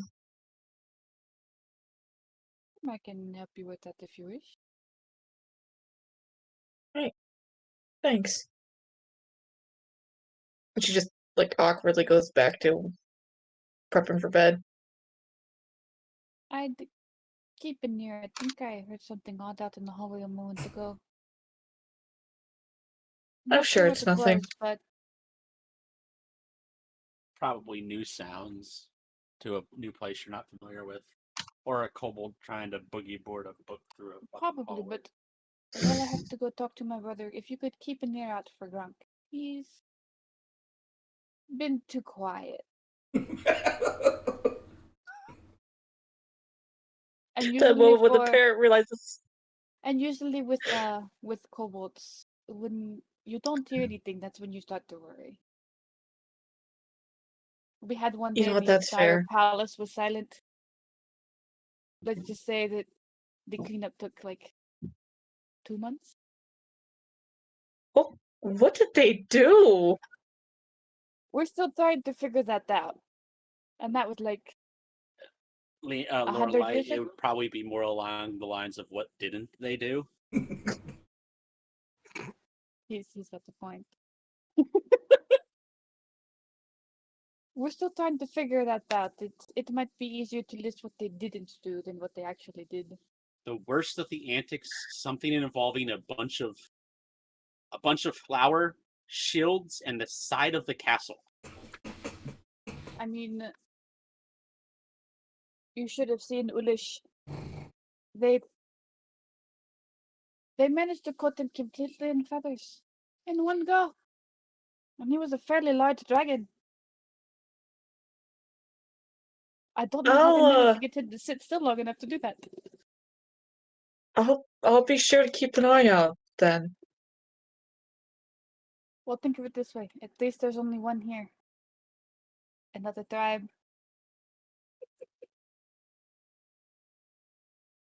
Yeah. And she'll give a nod and she'll go to meet up with her brother. I will say, out of character, is everybody doing all right bio-wise? Anybody taking a bio break?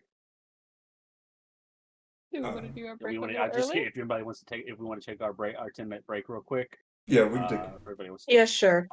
Sure. Right, well, anybody, guys, we're gonna take a quick 10, 15-ish minute break, probably just 10 minutes, and we'll be back after that. So we will.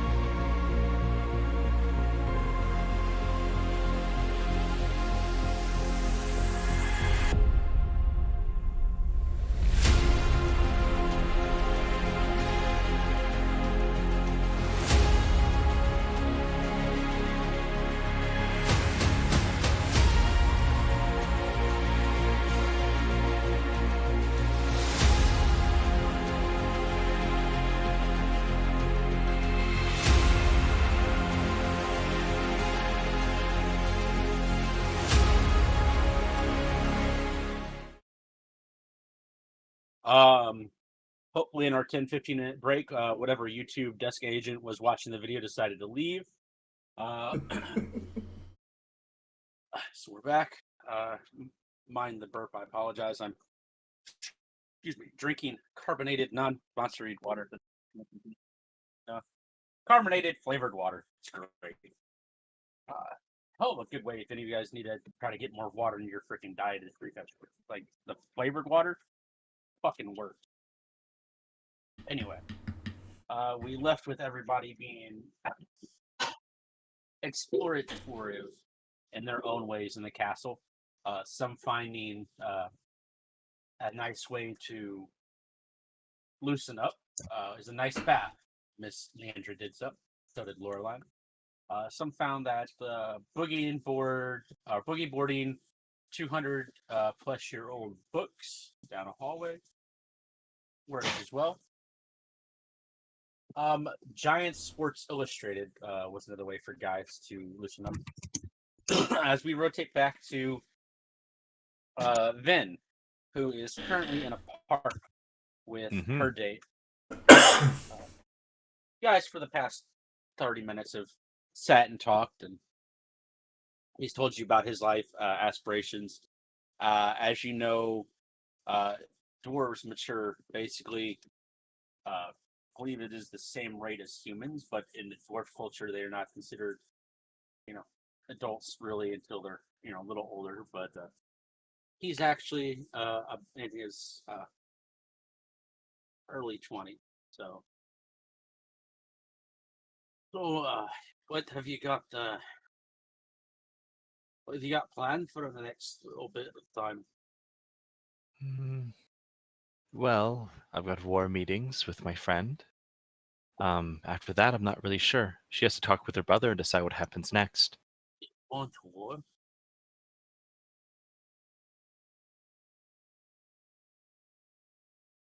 Reclaim her kingdom. Though I'm not so sure about that anymore. I hope I'm doing the right thing. Oh, what makes you not sure? I'm not really I come from a place that was a tyrant tried to take over the village I'm from, and I fought that tyrant. All I know from her is that a tyrant is currently taking over her kingdom and has succeeded, and she's lost a lot to this person, but they talk about peace, yet they act like they're in war. They are defensive and vengeful, and I'm wondering if I'm doing more harm than good, as I'm only getting their side of the story, and I believe that they're right and they're telling the truth.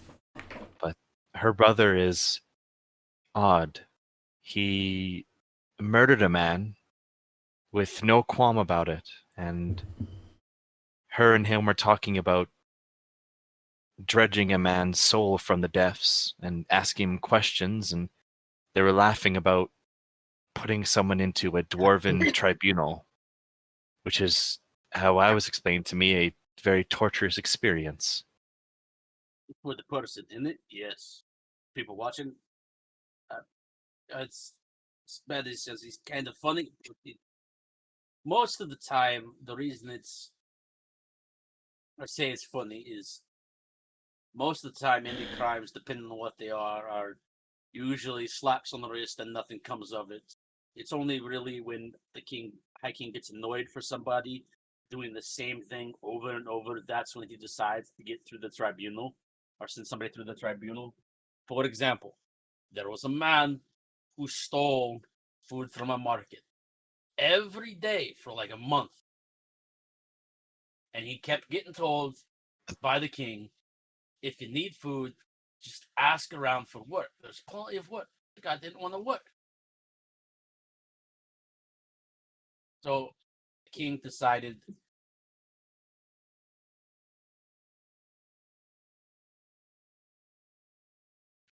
did offer to, make sure he had food. There were plenty of people actually giving the damn guy food. He just kept stealing it every day. Pretty much decided for every week that he kept getting caught, he would go through the tribunal. Not long at first, like maybe one or two dwarves And it finally took about him having to go through a line of about 12 dwarves where he just finally decided to stop.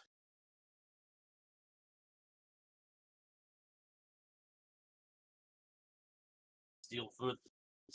Don't know if everything was all there, so he just seemed like a great guy. But I don't know. I think it's really from what you're telling me. It seems like you maybe just need to find out the truth for yourself, rather than say, I don't know your friends. They seem like they might be good people, from what you've told me. And that Miss Lorelai, she seemed like a nice lady. From the little bits I talked with her on the way out down. Probably just finding the stuff out for yourself might help you. You're kind of right on that regard. Don't think before I promise something. So maybe getting all the story will help me. They deserve a fair shake. It's getting kind of late, and I got work in the morning. Would you like me to walk you back to the tavern? No, I'll walk you back home. I'll escort you home. Let's make this a little bit of an oddity. Also, I would like to visit that house where you're renting from as well. I might be able to help them.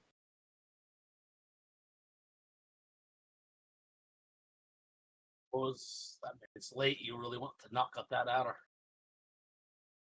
Well, I mean, I might not have another opportunity. And also, I'd like to take you back home, even if I can't contact them anyways. Sure, you would never know. We best get going. I'll get up and follow. Yeah, he starts walking with you. And are you sure about this? About what? I'm knocking on their door this late at night. Oh, don't worry. I am perfect with people. And you can go ahead and go back in your house. I don't want you then to be angry at you since you do pay them rent. All right. So you want me to wait by you, or just go inside and wait, talk to you? Just go inside. No, I'll say goodnight to you. Don't worry about me. I can handle myself. All right, I'll make sure Mom got Dad in the bed, all right? You guys walk back, and he breaks off. Go ahead. I'll bring him to his door, and before he says goodnight, I'll kind of get down to his level and go, "Thank you for the pleasurable evening. I had a very good time, and here is your reward." As DM, I will give him a full-bodied kiss on the lips, and I will use something in exchange that will nearly knock him on his ass. All right.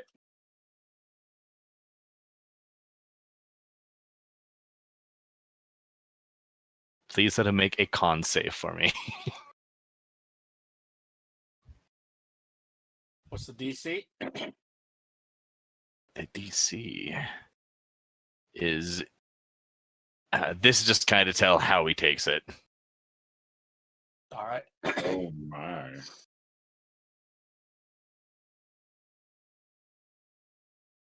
Is there a DC for it or no? With the you're typing it up.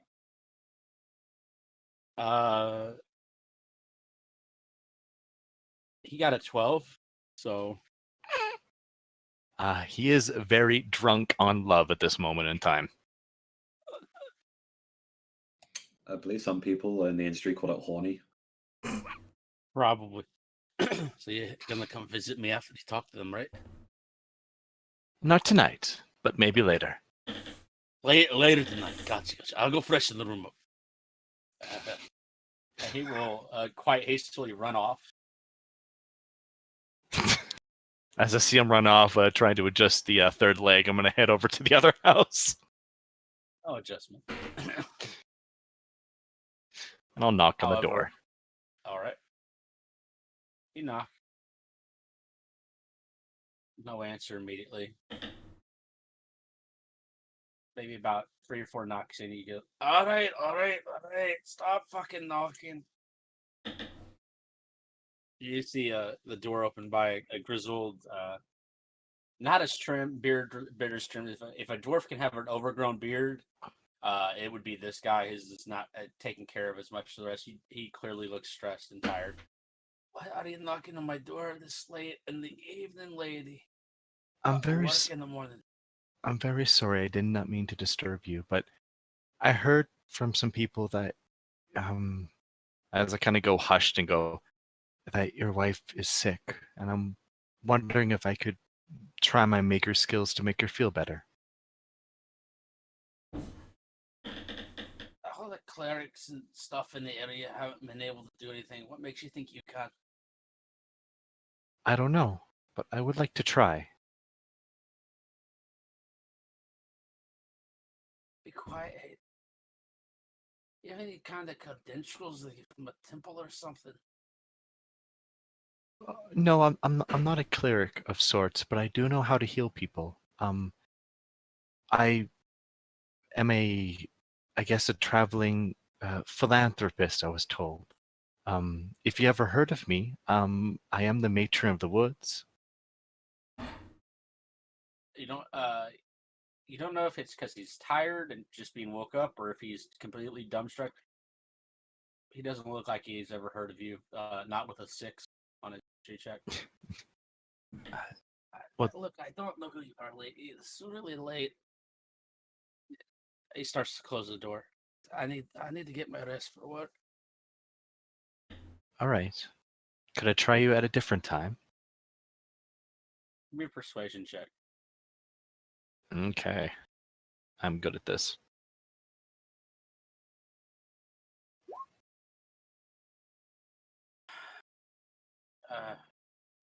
Tomorrow,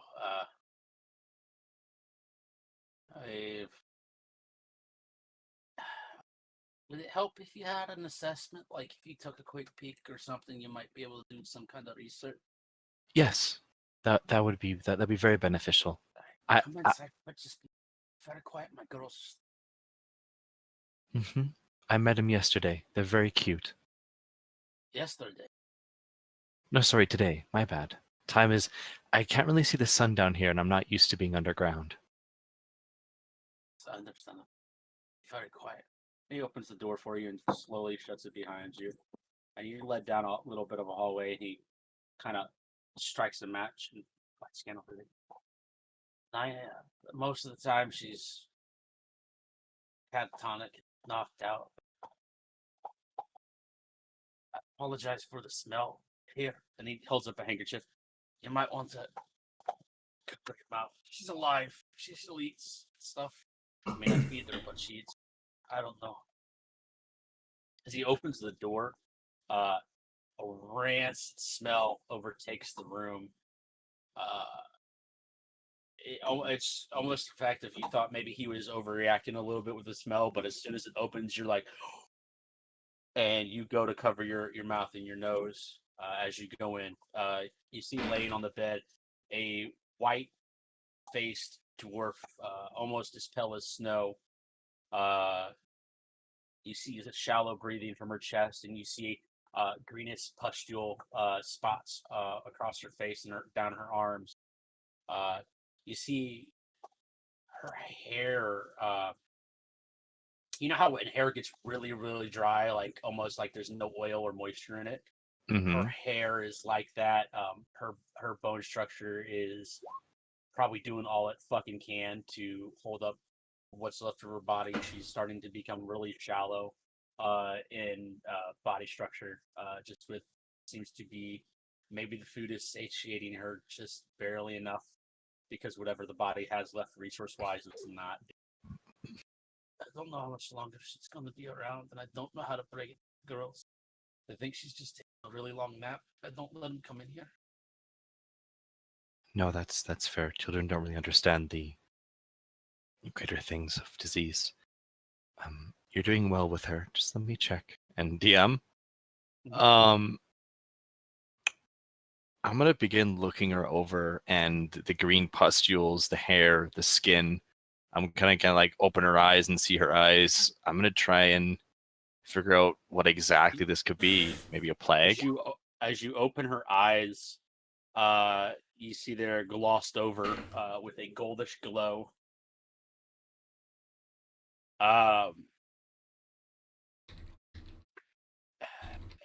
With that medicine check,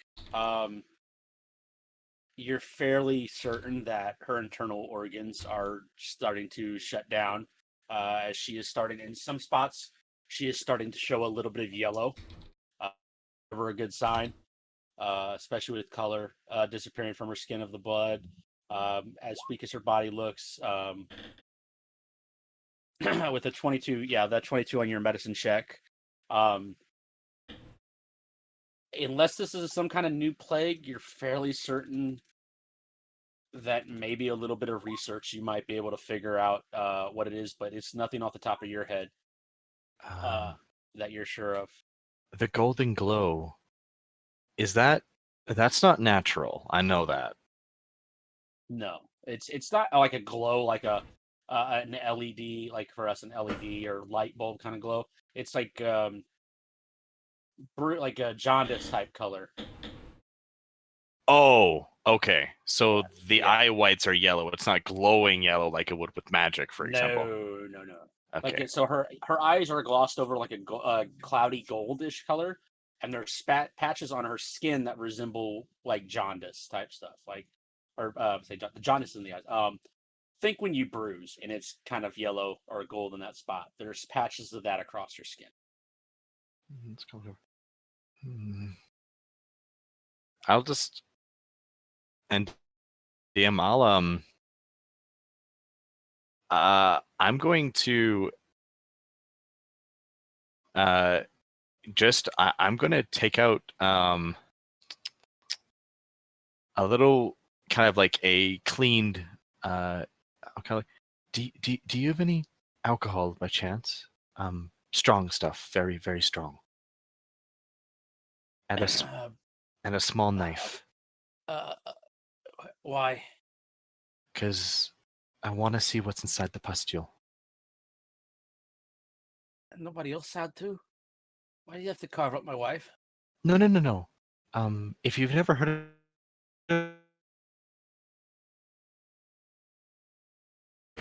about the body can create very harmful pus and disease inside of these little things.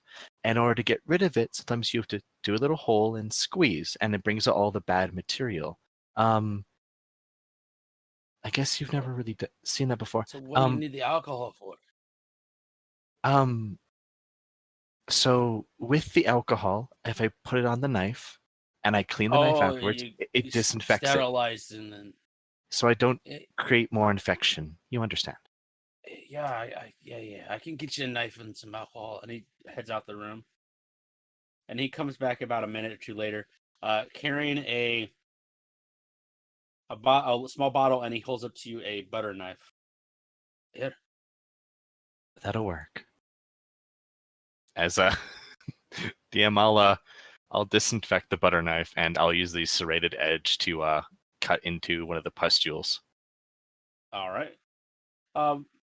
Give me a dexterity check and another medicine check. 10 for your dexterity, and a 23 medicine. I'd say with the medicine check, that dexterity is like you're finding it a little hard to exactly kind of. If it was a sharper pointed knife, it'd be a lot easier to do what you need to do. But with after a little bit of just trying to fiddle with it a little bit, you figure out a way to kind of scrape the butter knife up a little bit to tear the pustule a little bit, where you could push down on it and you could have pus come out. And when I do that, what's inside, DM? As you actually, as soon as you puncture the first one and then you go to press down on it, when you're pressing down on it with the flat of the butter knife blade, you actually see that the little bit of butter knife blade that went into the pustule is actually starting to disintegrate.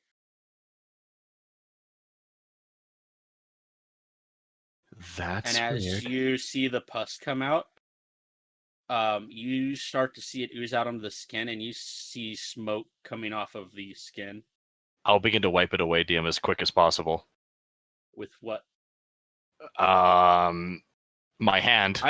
I'll just say, oh, with your hand. With whatever's available. If there's blanket there, if there's like a I don't care. Just anything that's close. I'm gonna wipe it off frantically. All right, I would assume that you probably would have had maybe with your medicine, you would have had some kind of rag that was soaked in a little bit of alcohol with it. But cleaning up on it, it doesn't really smoke as much as it's when it hits that cloth. But after a minute of kind of vigorously wiping away the pus that came out, which was a greenish in color, it looks like it actually ate part of the skin. That, as I'll kind of look at that and just,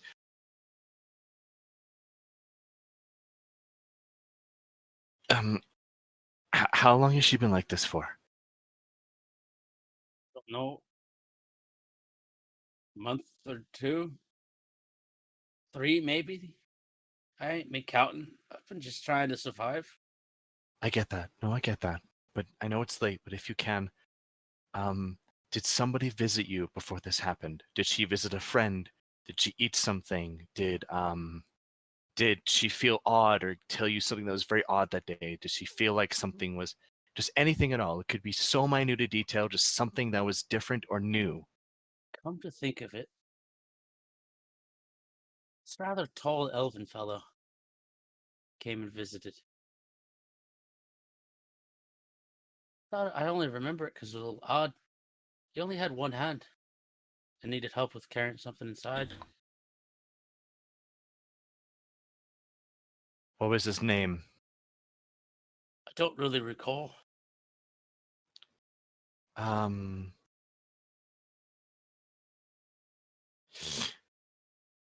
Did his things, did they have his two what's name? What's the word for that? When you put like the letters of your name but not the full name. Like your first and last name first, like SP, for example, if your name was like initials? Initials. Embroidered? Yeah, initials. Did he have anything initials maybe on some of his things?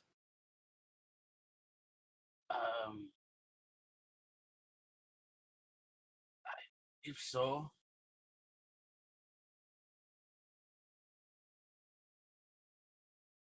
it was so long ago. Really remember. He left a pamphlet. Give me a second. I can see if I can find it. And he gets up again and heads out the room.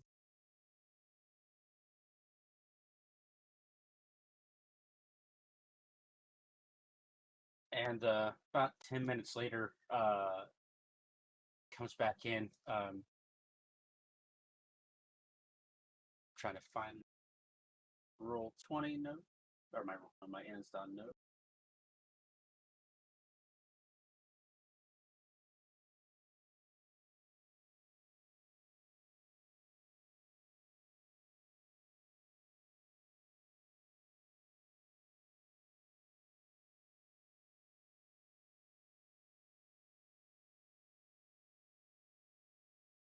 Yeah, traveling all over. Got it. I've got it. Here, I just...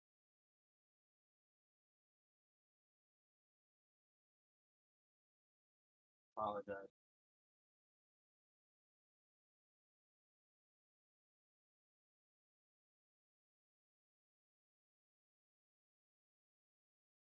Lag and entertainment to people watching on the tubes of you. And then you forget.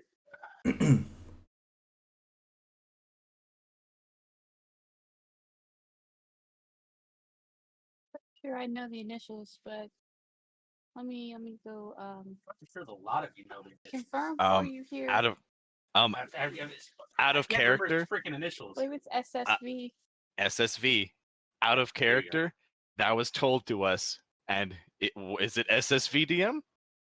As he comes back in, you do see a pamphlet on top. Nellabel Center for Disease and Investigative Control. SSV are helmed by SSV. Then, could you put the name of the order he's part of?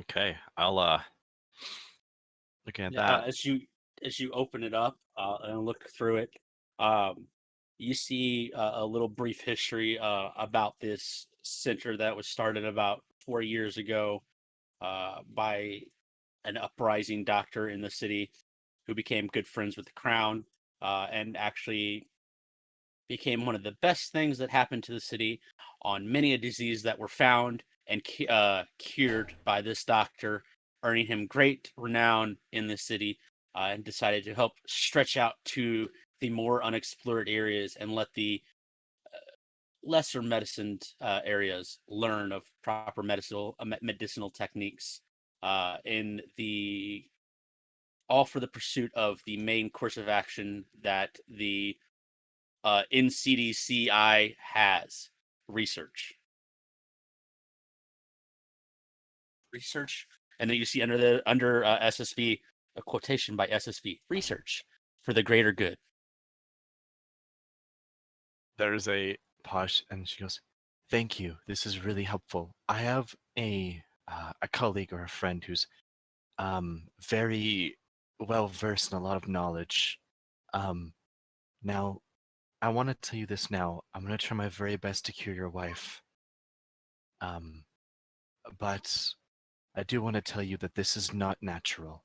So this isn't a disease or a what's the term?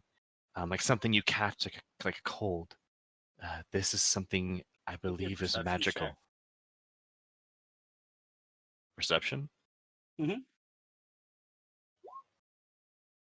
As you're saying that, and you look back at the patient, the pustule that you had opened now has 2 in its place, one having formed on the scarred tissue, looking as if it had not been punctured at all. Oh.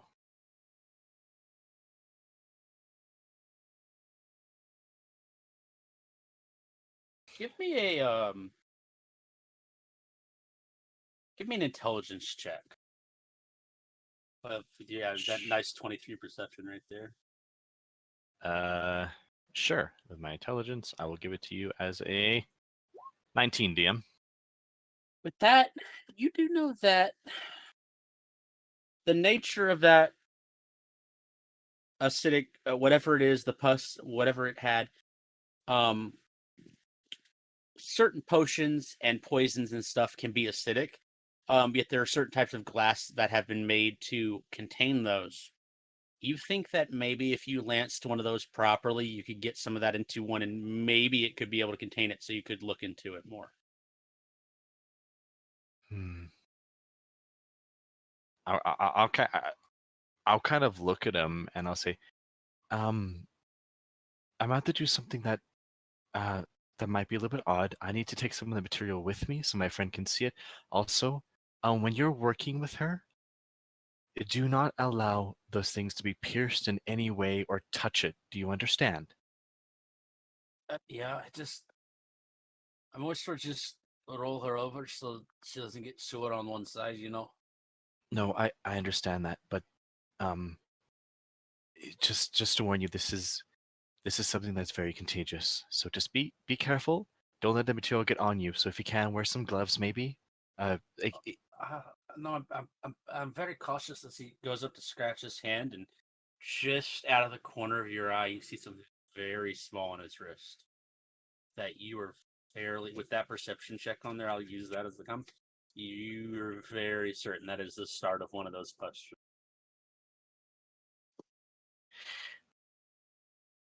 tell me, where do you work?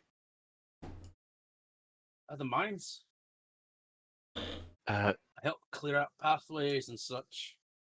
who do you work with? Oh, I learned all their names. Probably about 2,000 other dwarves.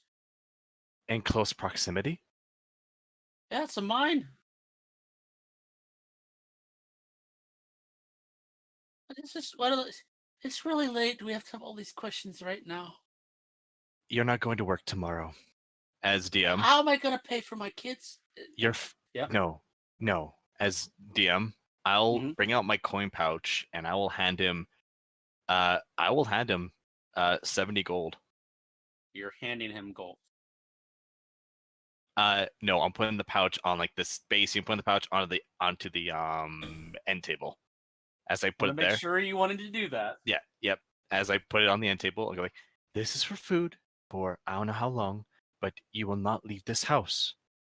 You have the disease You are yourself. here to tell me what I can't take your charity. Look at your hand. Look there. I saw it when I saw it. Look at your hand. He pointing at his hand as he moves his hand up. Yeah. As a point, I'll point the spot. It's caught to you. Now, if you're gonna become like your wife, My girls, and he just whips wait. and turns around and starts to run down the hallway. Oh no! As DM, I'm going to I want to follow him. Okay. As you see him rush up the stairs as you come out the room. I'll Claire! follow. Isabel!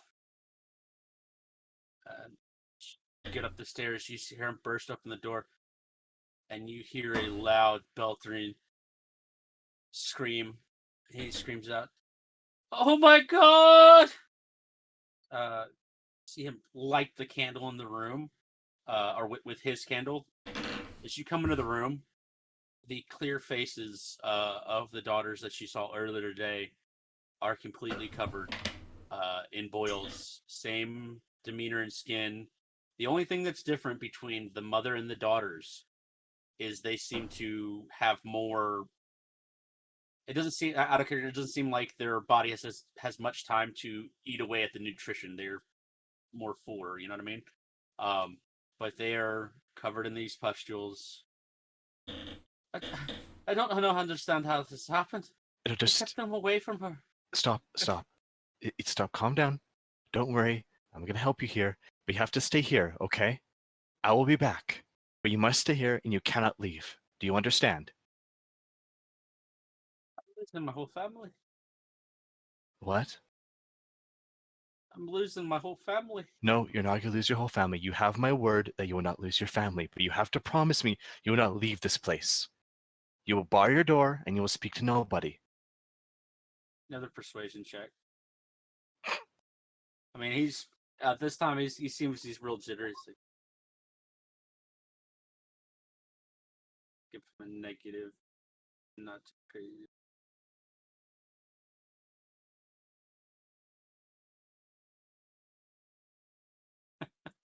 The fact that I gave him a -5 to what he did, to his wanting to get out, and he rolled a 20.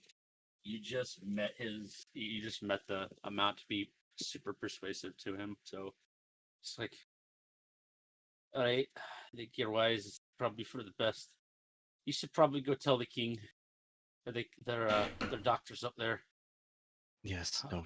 You also, please, if you can remember, please write down all the names of you people you've touched recently, like coworkers. You shook their hand, whatever. Just do your best to try and remember whoever you've touched. Probably no less than 70 dwarves. I understand that this is a lot to ask of you, but this is transmuted by the bile and the disease by touch. So if you're touching another person, you're passing it off to them, which means they can. I need to know. Oh, you mean touch? Like I've been close to I helped push carts and load rocks. The only person I touched was come to think of it, the only person I touched the last few days was I helped Boris up. He's the company cook. Oh shit! Oh, thank you. Just stay here. As DM, I'm gonna go running downstairs. I'm gonna close the door. I'm running towards the castle. All right, we'll rotate back to the non-diseased castle.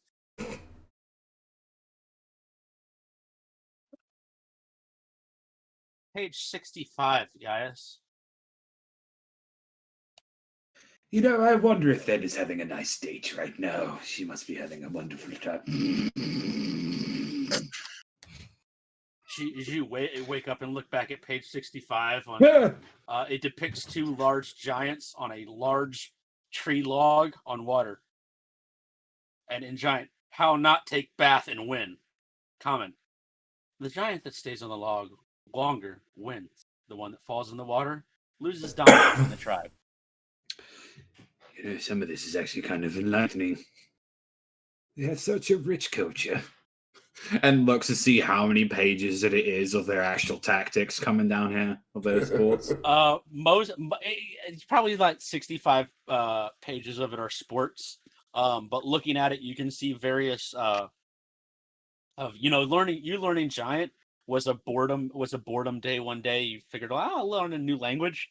And saw some particular illustrations. This is very reminiscent of you learning giant was taking the year to, regular languages would be a year plus. Giant was probably like 9 months. Just because it was more breaking down the language. Yeah, the amount of grunts they use for words is very weird. But you start getting into actual combat tactics. DM, is there pictures in this book? Oh, it's yeah. Every page has stick figures. Grunk's probably leaning over Guy's shoulder, not understanding giant at all, but he's looking at the pictures. Gotcha. I start reading it to him like a bedtime story. Hey, see, and this one, Grunk, this one hit him with a giant tree, and then he said, if it isn't a good tree, then grab another tree and hit him with that one instead. Did they bring his dessert tray? More or less. Yeah, about 15 minutes after she brought the snacks in there, the doors open and a trolley is wheeled in, and whipping your head around at the smell of sugar, you probably see a D8.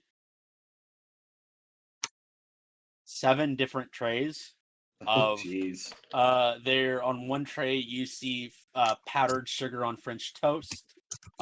You see cupcakes. You see a large cake. You see a tray full of 3 different types of cookies. You see a chocolate lava cake. No, Sid. So Grunk actually runs to the trolley, grabs what he wants, goes back and gets back where he's watching guys read the book, and falls asleep with a big chunk of cake in one hand and his face covered in French toast and syrup. My shoulder and neck is probably completely coated in sugar. Guys, you just feel a little bit of a bounce when he gets back on your shoulder and turning onto a page. Your right shoulder is starting to get a little warm. As you look over, you see chocolate oozing down the side of it, and you feel something cold. You hope it's chocolate, and on the other side, it's kind of cold, and you look over, chocolate and syrup.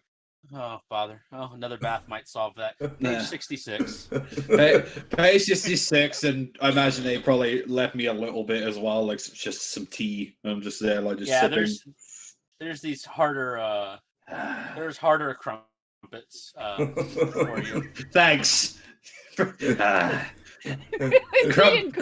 Crumpets. There's a nice steaming cup of brown water. Tea and crumpet, only for the most regal and refined minotaurs. And some prunes. And some prunes. Yeah, no, I'd probably tuck Grunk into bed with all his cake and everything once he's fallen asleep. As I've just, read a little bit before I'd probably soon following, because early bird gets the worm. Yes, early bird gets the worm. As you guys go to tuck in for the night, Leandra, I believe you said you were going to turn in, so that might leave us to Lorelei unless you had something else you decided you'd like to do. Not really. All right. Lorelai, should make your way down the hall, seeing various paintings that you swear you kind of remember descriptions of events happening, and it looks in some of these paintings that those are have been brought to life per se. Just nice little memories of stuff you got told, and you eventually come down to the wooden door with the owl inscribed on it. You see your brother, or your brother's doors there.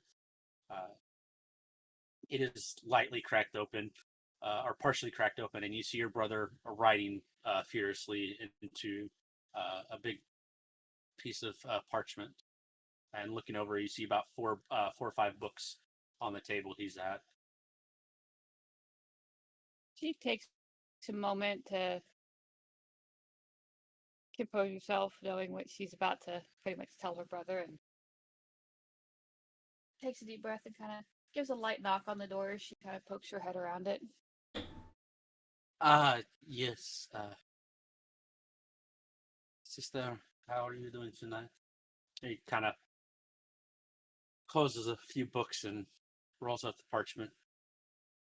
You look like you're enjoying yourself. She'll step in and close the door. Or rather, does not roll up the parchment with fresh ink on it, but leaves something flat on it.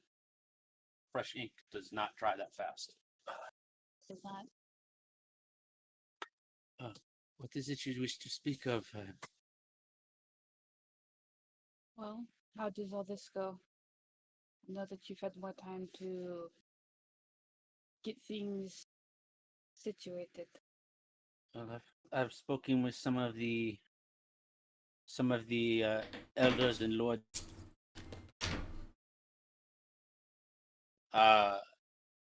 In this city, perhaps extend a few bouts of their men to help us, but they believe we might be able to find bigger numbers to aid us in apparently quite large machine type pieces of equipment over where the gnomes live,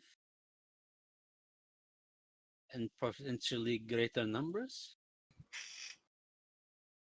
There have to be a lot of gnomes. They are quite small. Well, that is where you were at one point. That is where we were originally to meet. Is this true? I do not. I mean, I did stay there for about a week or so, but I think they are still. But I was only in the lower region at one of the lord's villas. Quite a nice gentleman. He's perhaps you meet him one day, Lord Bolan. Very nice gentleman. But I believe this might take some time gathering enough troops to. I do not wish to start a war to take it back. I just wish to have enough of a guarded presence to actually get an audience with the right people and to arrest our uncle. So you still do not know what he has told. Not this time, but I hope to, and maybe a little bit. I have an associate of mine looking into. Search for allies has gone well. For the most part, I have believe the common way to say it is I have an inside man. Although I'm quite fearful, I have not heard from him in about 10 days now. His last correspondence was that he had successfully proven himself to the inner circle and was being supposedly to be included in meetings. And his last correspondence was that, and saying that there was a meeting later that night. I was supposed to receive something from him the following day, so you could see why I'm a little bit worried. I would be as well. And you search for allies outside of our kingdom.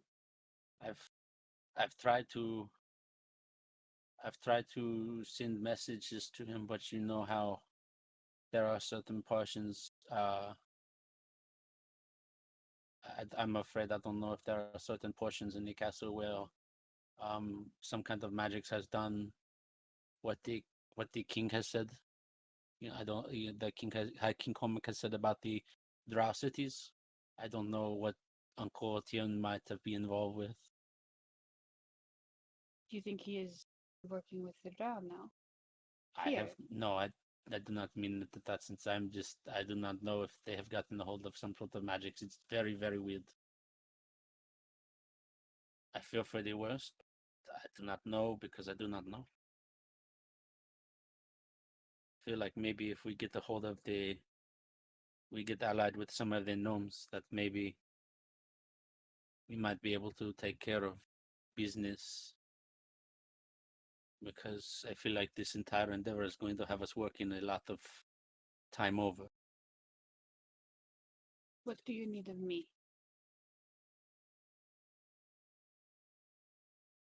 I do know that at some point, and she kind of takes a breath and looks down for a second, and then looks back up at her brother. I know that at some point there's more than likely going to need to be an arrangement to solidify an alliance. I'll do my best to not have that happen. It may need to happen, brother. And I will leave that to your discretion. If you find a kingdom that might be willing to help us out and you actually are treated kindly by said person involved, then I do not see that being a problem. And she'll hold up her hand to her brother. It's not even that. If we need the alliance, I will do what our people need to do. No, it is that. Because if you remember, I believe the last person that did not act kindly did not exactly walk back to his kingdom. That wasn't an alliance of necessity. Well, I meant in the sense of the last person that you met for that kind of nature. I've met several since then. My memory seems to be fuzzy. Perhaps it's just me being tired. Perhaps. But should you need to offer that, I will do what is needed.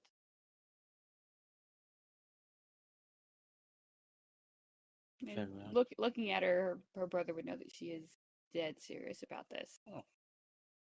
Puts a hand on your shoulder and do not believe it is something necessary that we need at this point in time, but I appreciate the sacrifice you are willing to make. Are you sure your friends are ready for this journey? That do they? I feel like the kobold is attached to you, like. Pardon. I don't know why I keeping talking in common, but it's habit I've been in because I do not know Dwarven. The kobolds is attached to you like a dog in heat at the hip. I believe that is the saying. Is attached at the hip. Yes, attached at the dog hip in heat. No dog. No dog. And she's gonna switch over to their language. Is no dog, brother. It's attached at hip. Why is the dog attached at the hip? No dog. No dogs are attached at the hip. No dog. Oh, kobold in heat attached to hip. No. It's common. It's very weird. That's why I switched over to this. It is very confusing. Anyway. What journey is it to speak of? Is there something you need me to do? Because you've been. I've heard promising stories of potential allies from the gnomes, and I believe some sort of force that nobody has contacted with, but has been stomping out evil in the Sapphire Desert. Apparently, people do not travel there very much, as there are extreme bouts of razor sharp wind, as if to be pierced by glass. As he switches over to Nissan. Apparently, people don't. There aren't very many settlements in the area, sister, because the extremely harsh wind and lightning storms that apparently scatter the entire desert. There have been reports of corrupt settlements along the edge getting ran off by two lone figures. One that seemed to be able to call up servants from the ground, and another that was very good with a sword.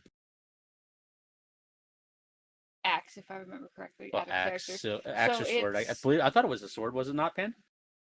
What's in an axe? I believe our British friend is AF the K. No, I'm here. Sorry, it was. Was that a sword or an axe? I'm actually drawing a blank myself. I thought it was a sword. Yeah, myself. I'm pretty sure it was a sword, but So very there's good with it. corruption in settlements, and these two people are showing up and taking care of it. Have been taking care of it, yes. And which part of the desert did he say this was in, or just generally spattering along the yeah? Oh, which edge does he give? Like He north just edge, says the south edge. edge? To my knowledge, it is just the general desert region. The settlements are on the. Does my brother have a map? It's I have a map. Actually, he I don't have it with me. He if one of y'all pull out a map, and we'll zoom in to it over here. For those of you looking at the screen, he points to roughly, from what they have told me, settlements in this region, a few settlements in this region, and a little bit of settlements across the Plain Hills in this region there. Apparently, the general knowledge of what we know, of what the hiking Cormac's people know, the Plains people, as he points to here when he says Plains people, everything to the east of the Crow, people do not go in that area, for that is apparently where the storms are at their worst. I believe there is a tale of when mountains move. This sounds terrifying enough that I really don't want to go sightseeing. Something of mountains moving and crumbling and large rock creatures hurling boulders the size of castles at one another. Beings so tall that they could drop down the clouds from the sky.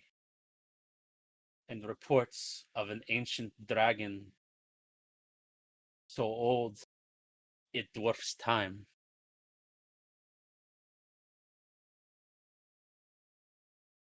It was what I was reading here, and he hands you a fairly, like, you guys get in your school library, there were new books, old books, and then a book that, how the fuck is that still on the shelf? He gently picks up a book, and he opens it up slowly, and there are parts of it where the words are missing, as he points down this book. Every time it seems like you would have in, because this isn't common, so I'm doing my best unless I'm missing it. The spots where a structure should have a name for a creature, it is conveniently missing. But this passage alone disturbs me. Type this out.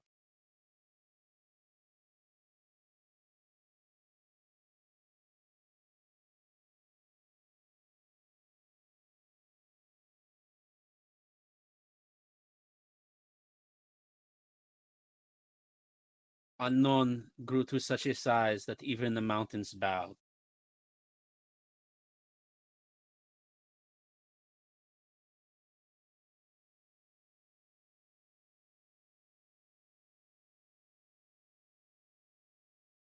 When Unknown swam, it was the oceans that moved. Does that make any sense to you? No. Most things in this land don't make sense to me.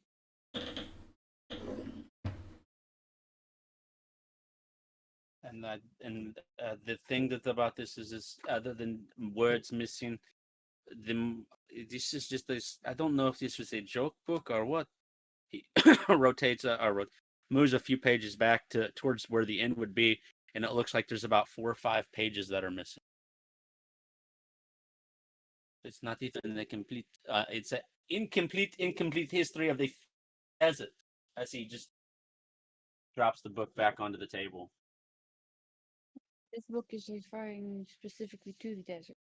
Exactly. So then, this ocean does not mean water. This means Sand.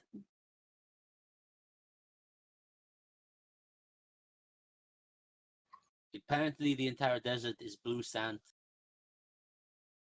That is why it is referred to as the Sapphire Ocean, because when the sun hits it, it glistens like a beautiful sapphire in the sun. It is said that walking in the desert with the improper shoes is strong enough to shred even the most well-made boots.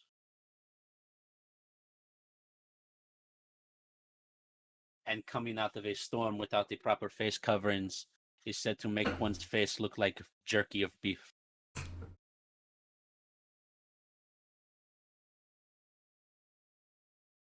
Saw that gun.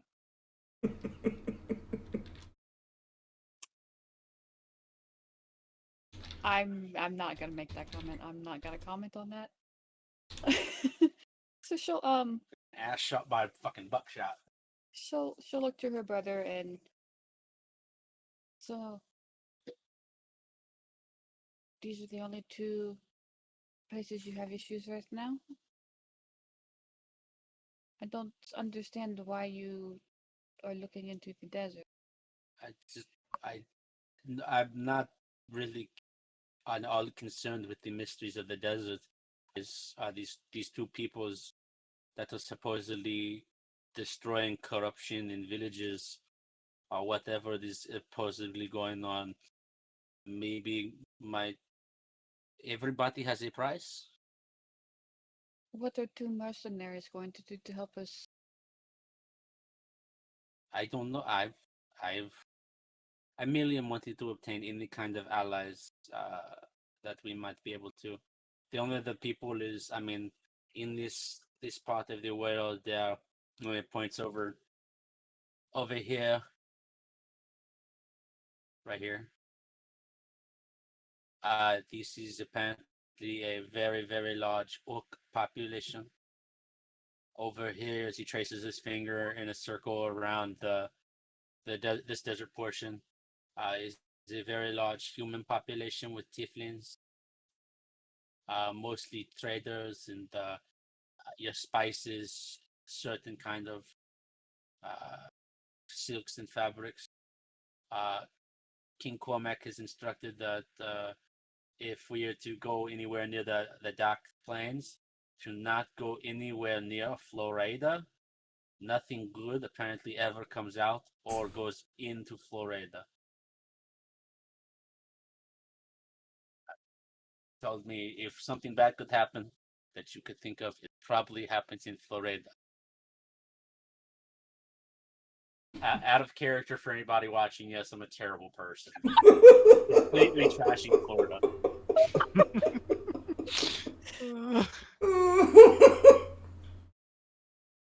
I mean, come on. Have you seen some headlines from Florida?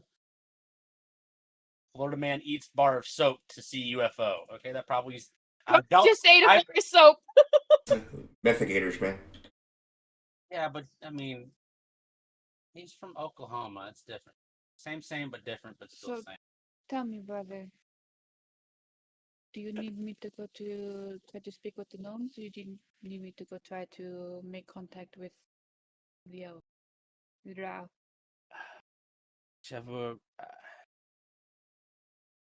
I mean, whichever you feel like would be the best choice. I personally think it might be better to go speak to the gnomes first, as the path of travel is a lot easier. You just take a boat ride to Long Bench, and the wizards there at Longbench are they apparently have a portal tower where you can.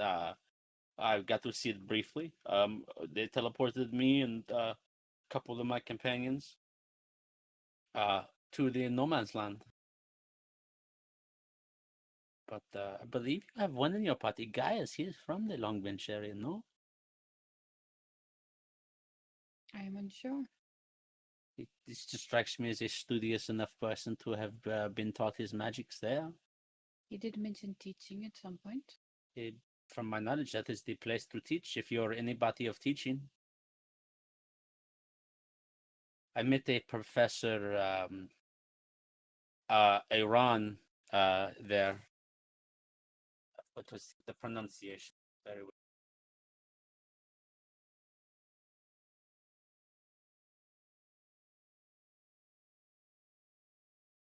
Very nice man.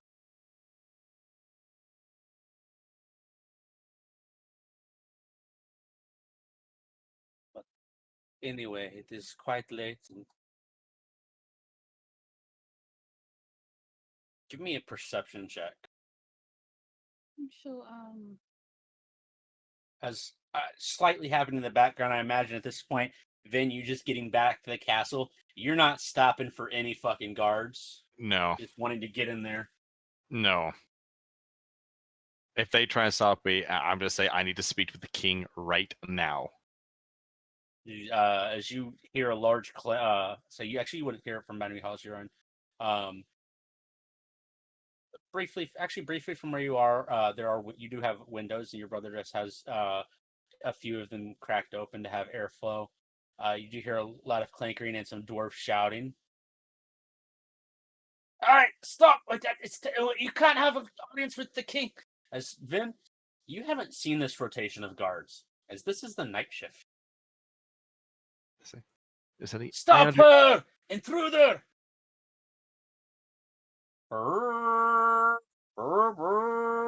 I'm just not paying attention. As your brother hears the horns, goes to the window. Why is your friend running from the guards? And she'll step to look out the window. What is going on? I do not know. We should get out there before they. Oh shit. How big is the window? They're probably like 15 by 4. So nothing I could get out. Yeah, nothing you can really get. If you're sleeping, give me a perception check. So Gaius, Grunk, or Gaius, I think you said you were still reading, right? No, I was asleep. Yeah, everybody's sleeping. Give me a perception check. 23 DM. Yep. 23. A 10 for me. 7. Leandra, these are some really soft pillows, and there were like this is kind of reminds you of the house you grew up in. Granted, you didn't really have this many, but some of the bedrooms you helped freshen up and other stuff. There's like 30 freaking pillows in your room alone, and you were in the most comfortable bed you've had. He's nested. You're nested. Clear it up. If anybody came in there, they wouldn't know where Leandra started and the pillows began. Or you know what I mean? Where you They started wouldn't see her. You're just in a cocoon of pillows. Breathing, of course. Gaius, Pillow dead. you're having a really deep dream. From the pictures, trying to recreate 2 giants on either side of a bush. Throwing a boulder up and beating it with a tree back and forth to each other. I'm just basically watching like the giant badminton, basically. Giant badminton, and I'm like there with like just on a date, just while watching this back. He's like, look at that, Leanne. Look at them enjoying themselves there. Hit it harder. Grunk, you wake up, you hear what's that? And hit guy. Go, yeah, and you wake up as you briefly hear guys go 14 love. You smack him awake. Hold on a second. Grook sits straight up, fist covered chocolate cake, and punches guys in the face. Ooh. You can just shatter every bone in it. Go ahead and give me an attack roll.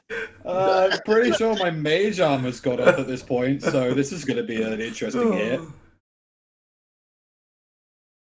Oh man. 14. That 14, still I think that'll hits miss. me! Does that No. still hit you? Dude, I don't have mage armor on. It wears off in 8 hours. I have a 12 AC, dude. You brute bone disease bitch! Oh, go ahead and roll damage as you fucking dislocate his skull. For 5 bludgeoning. 5 cake bludgeoning.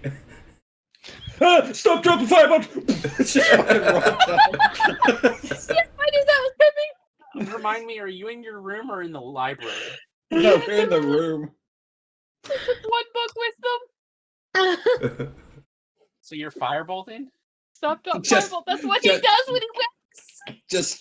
Just a firebolt to the fucking roof. As it dissipates in the I got you, you miscreant. That's what you get for waking me up. Grunk, where is the assailant? Where did Go ahead and roll damage for that. Sure. 5. All right, keep going. It is fine. Hopefully, most, if not all of this place is made out of stone. Well, the roof is made out of stone. You start to smell something burning, and you look behind you, and you see one of the tassel that is holding a giant a giant tapestry up is actually on fire right now. Oh, bugger! Grunk, quick, help me put it out. The assailants are trying to cook us to death as I'm trying to like slap it. Grunk will like unarmed strike the fire. It's about 15 foot up, so I'm assuming you can get it. I'd say you're easily able to get it. Grunk scrambles up. He's got it. You know, Yeah, Spartan we got his particle, and he's like fury of blows the fucking fire. I think you're fanning it more. Easily enough, you do get it out. At this point, the commotion is getting louder. Vin, there's probably about 15 guards behind you right now. Stop our fire! As you hear it,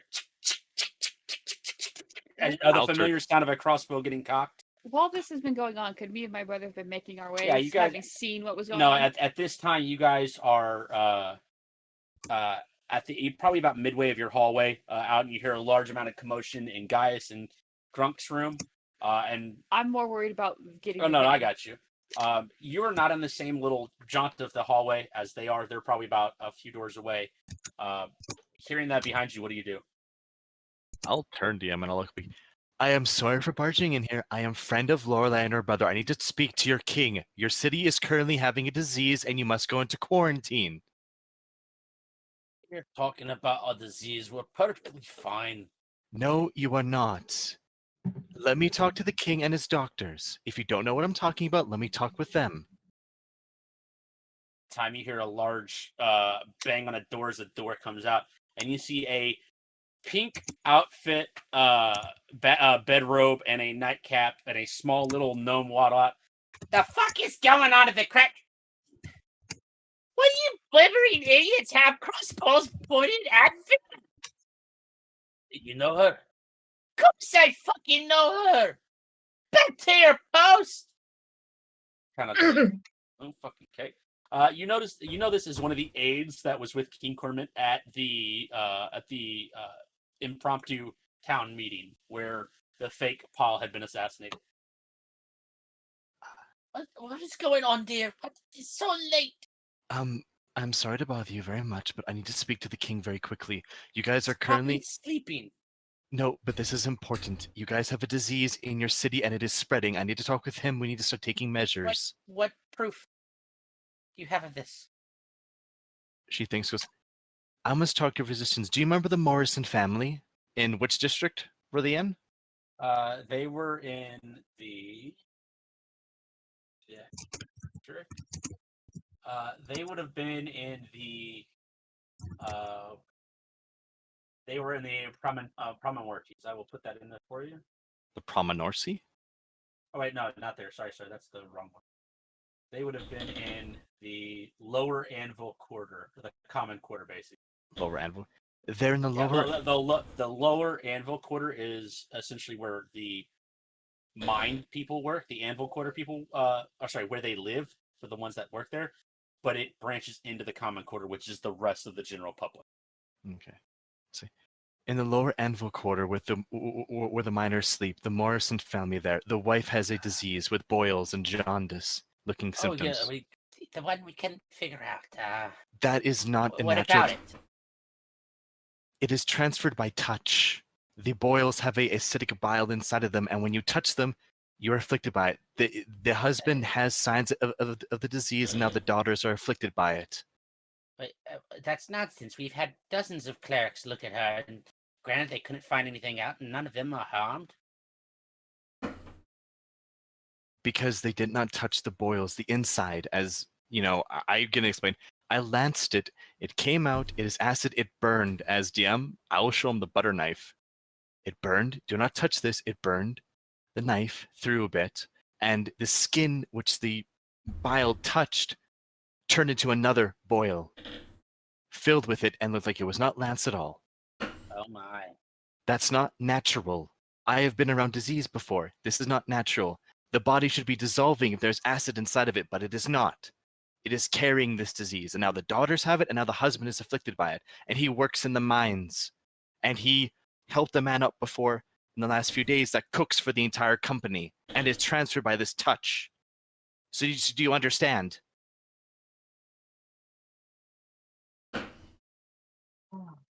Never a simple day. All right, give me just a second. And he goes back into his room and comes out, pulling a pair of pants up.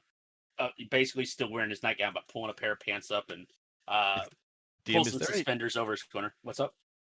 While he's doing this, is there like a thing, like a fireplace or something like that? I'm sure if you looked around, you could find one. Yeah, I mean, there's candles. If there's a big fireplace, I'm gonna throw my gloves and the knife inside the fire.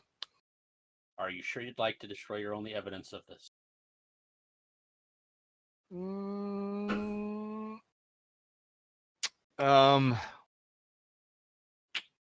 I'll throw the gloves out. Okay. Not the knife. I'll keep the knife just in case. It was sanitized beforehand. Yeah, about this point, I mean, with the knife, though, you said you did clean it off. Literally, Yeah. all it looks like is there's no residue of that pus on there. It just looks like it's been eaten away by something. Yeah. About this time is when Lorelai and Paul do come through the main doors.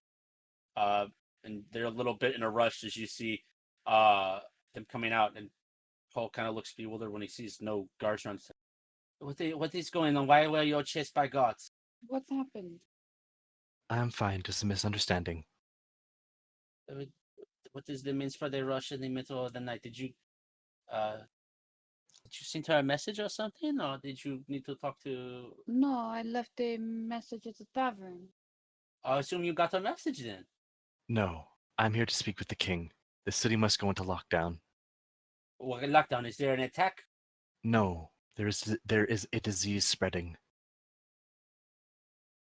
What kind of disease? Where from?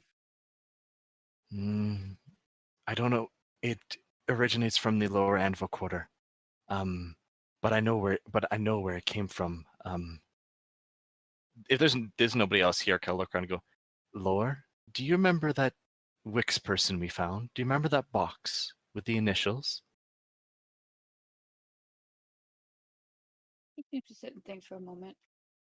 The one with the tooth. The SSV, do you remember? Yes. And when we put more into it, it seems to be a person helping the Wix, a doctor of sorts, right? I believe. I don't know if it was a doctor or somebody that figured out how to encapsulate the poison. Well, he calls himself a doctor. Anyways, I was having a date with a nice young man, and the neighbors beside him, 2 young daughters, a wife and a husband. The wife was currently afflicted with a disease. It has pustules of acidic bile inside of it, and upon touch it spreads, and it brings them into a catatonic state and begins to break down the body. She was starting to begin organ failure, and she's been afflicted with over a month. I saw the girls today, and they talked to me, and they actually were funny. They were saying that I was their brother's betrothed or fiancé. I went back that evening and investigated the wife, and they were afflicted with the disease, and now they're catatonic as well.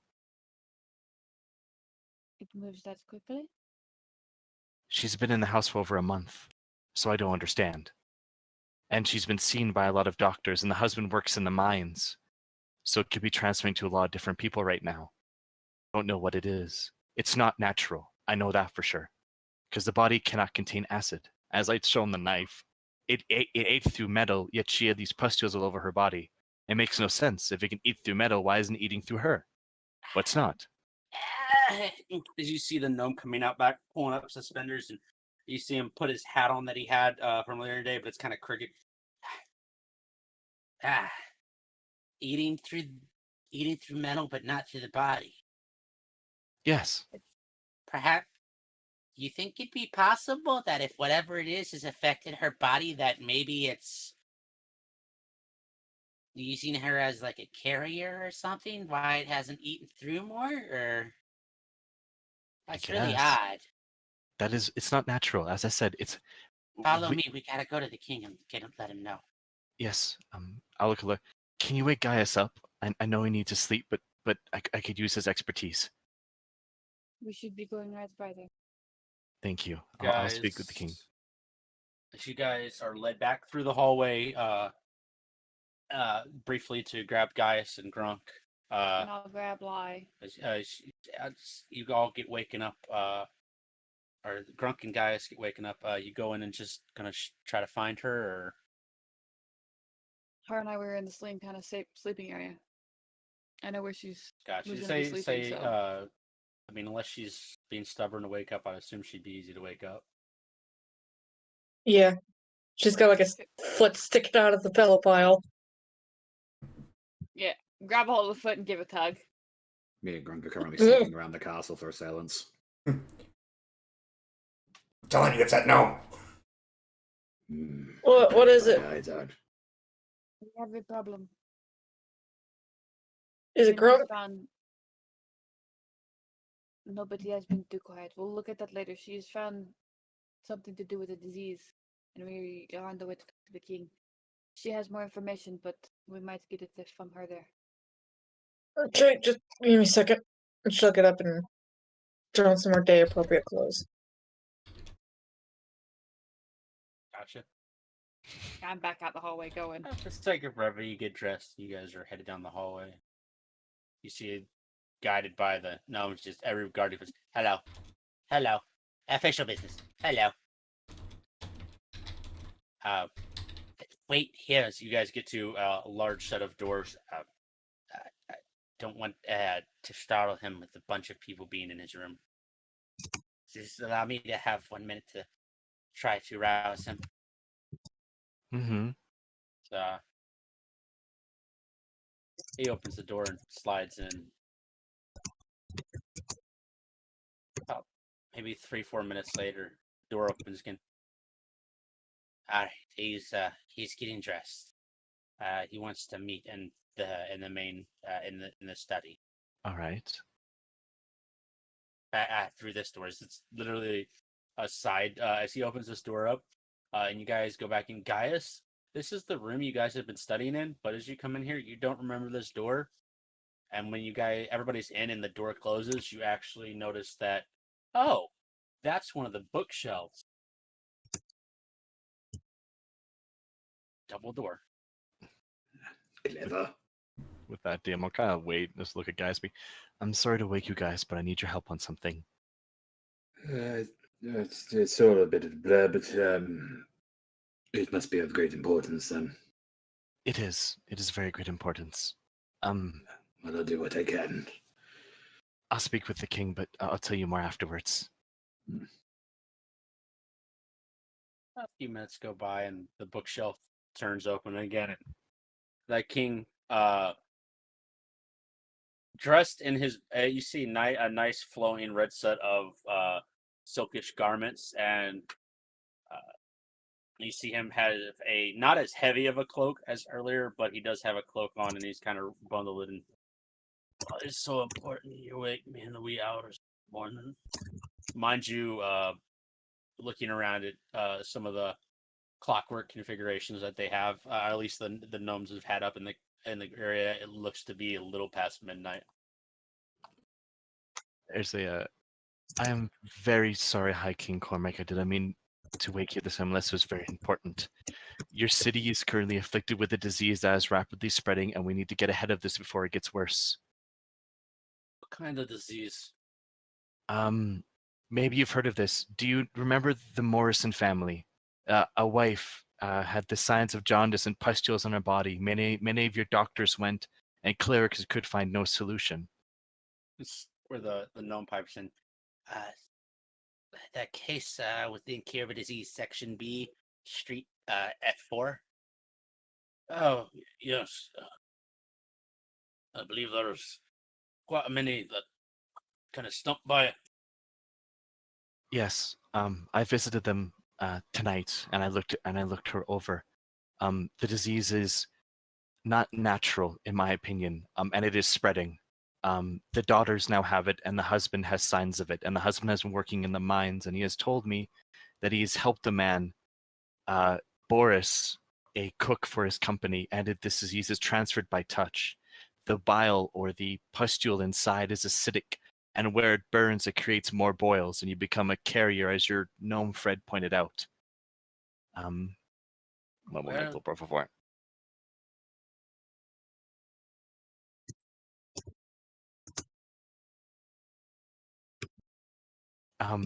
With how it is spreading, it could get a lot worse, and it's not natural, in my honest opinion. What makes you say that? Is there any means of where it came from, or? Yes, I think I know where it came from. The husband told me that a elven man with one arm visited them, and he is from this place. As I say, he is from the what did he tell me again? Let me just find it. Nellabel Center for he is from Nellabel Center for Disease Control and Investigation, and his initials are SSV. He said it was started 4 years ago, and they're friends with the Crown. The moment that he visited, the moment you mentioned the Center for Disease Control and Investigation, the king's eyes and the gnome's eyes light up, and they both at the same time say collective, "Fuck."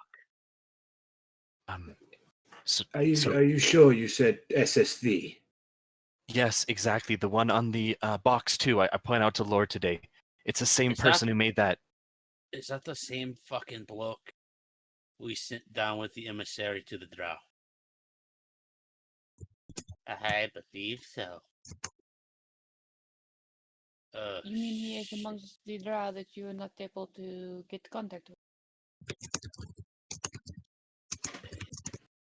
Inquired about some sort of seek the small audience with me about help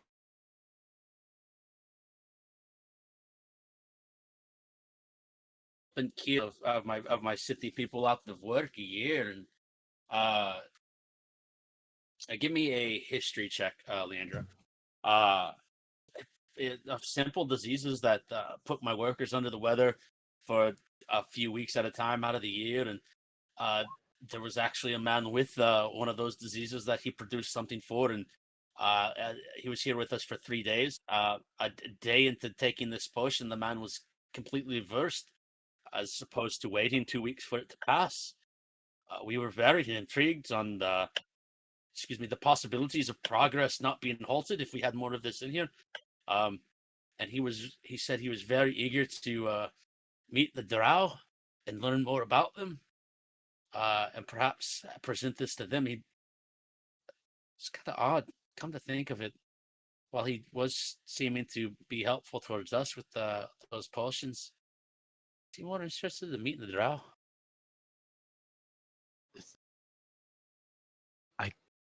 His intentions are not for the good, because they said that he came and she became ill, and We have previous experience with thinking this man is working with a very bad organization. My dear, did they mention how long these symptoms have been going on for with these boils? She was afflicted for over a month. And yet, the daughters seem to be fine. Earlier today, completely fine. I saw nothing wrong with them. And then that night when I saw them, they were covered in these boils. It was in mere hours, yet they were introduced to the disease for over a month. I don't understand it.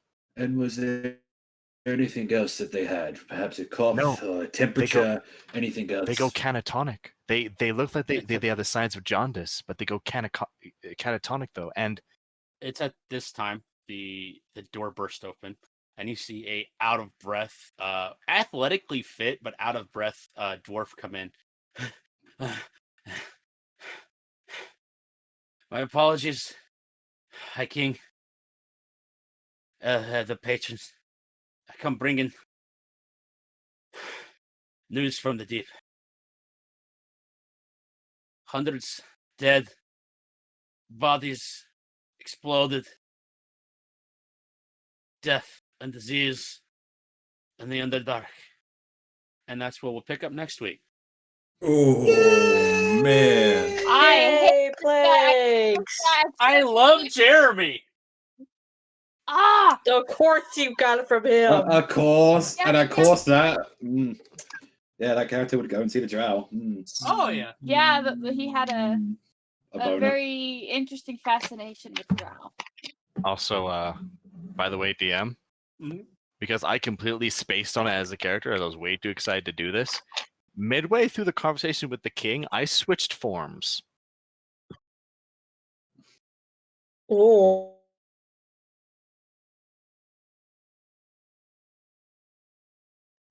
Mm.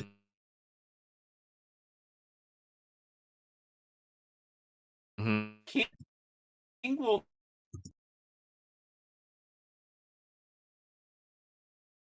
notice it.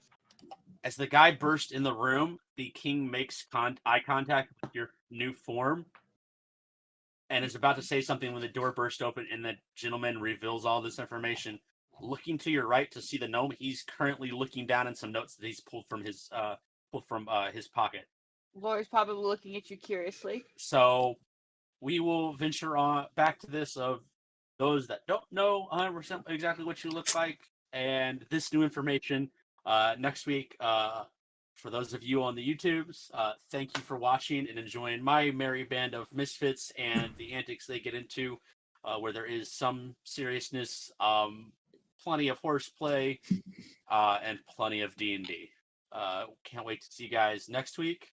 I believe, are we streaming Starfinder, correct? I think we're gonna be doing that here in a couple of weeks. So.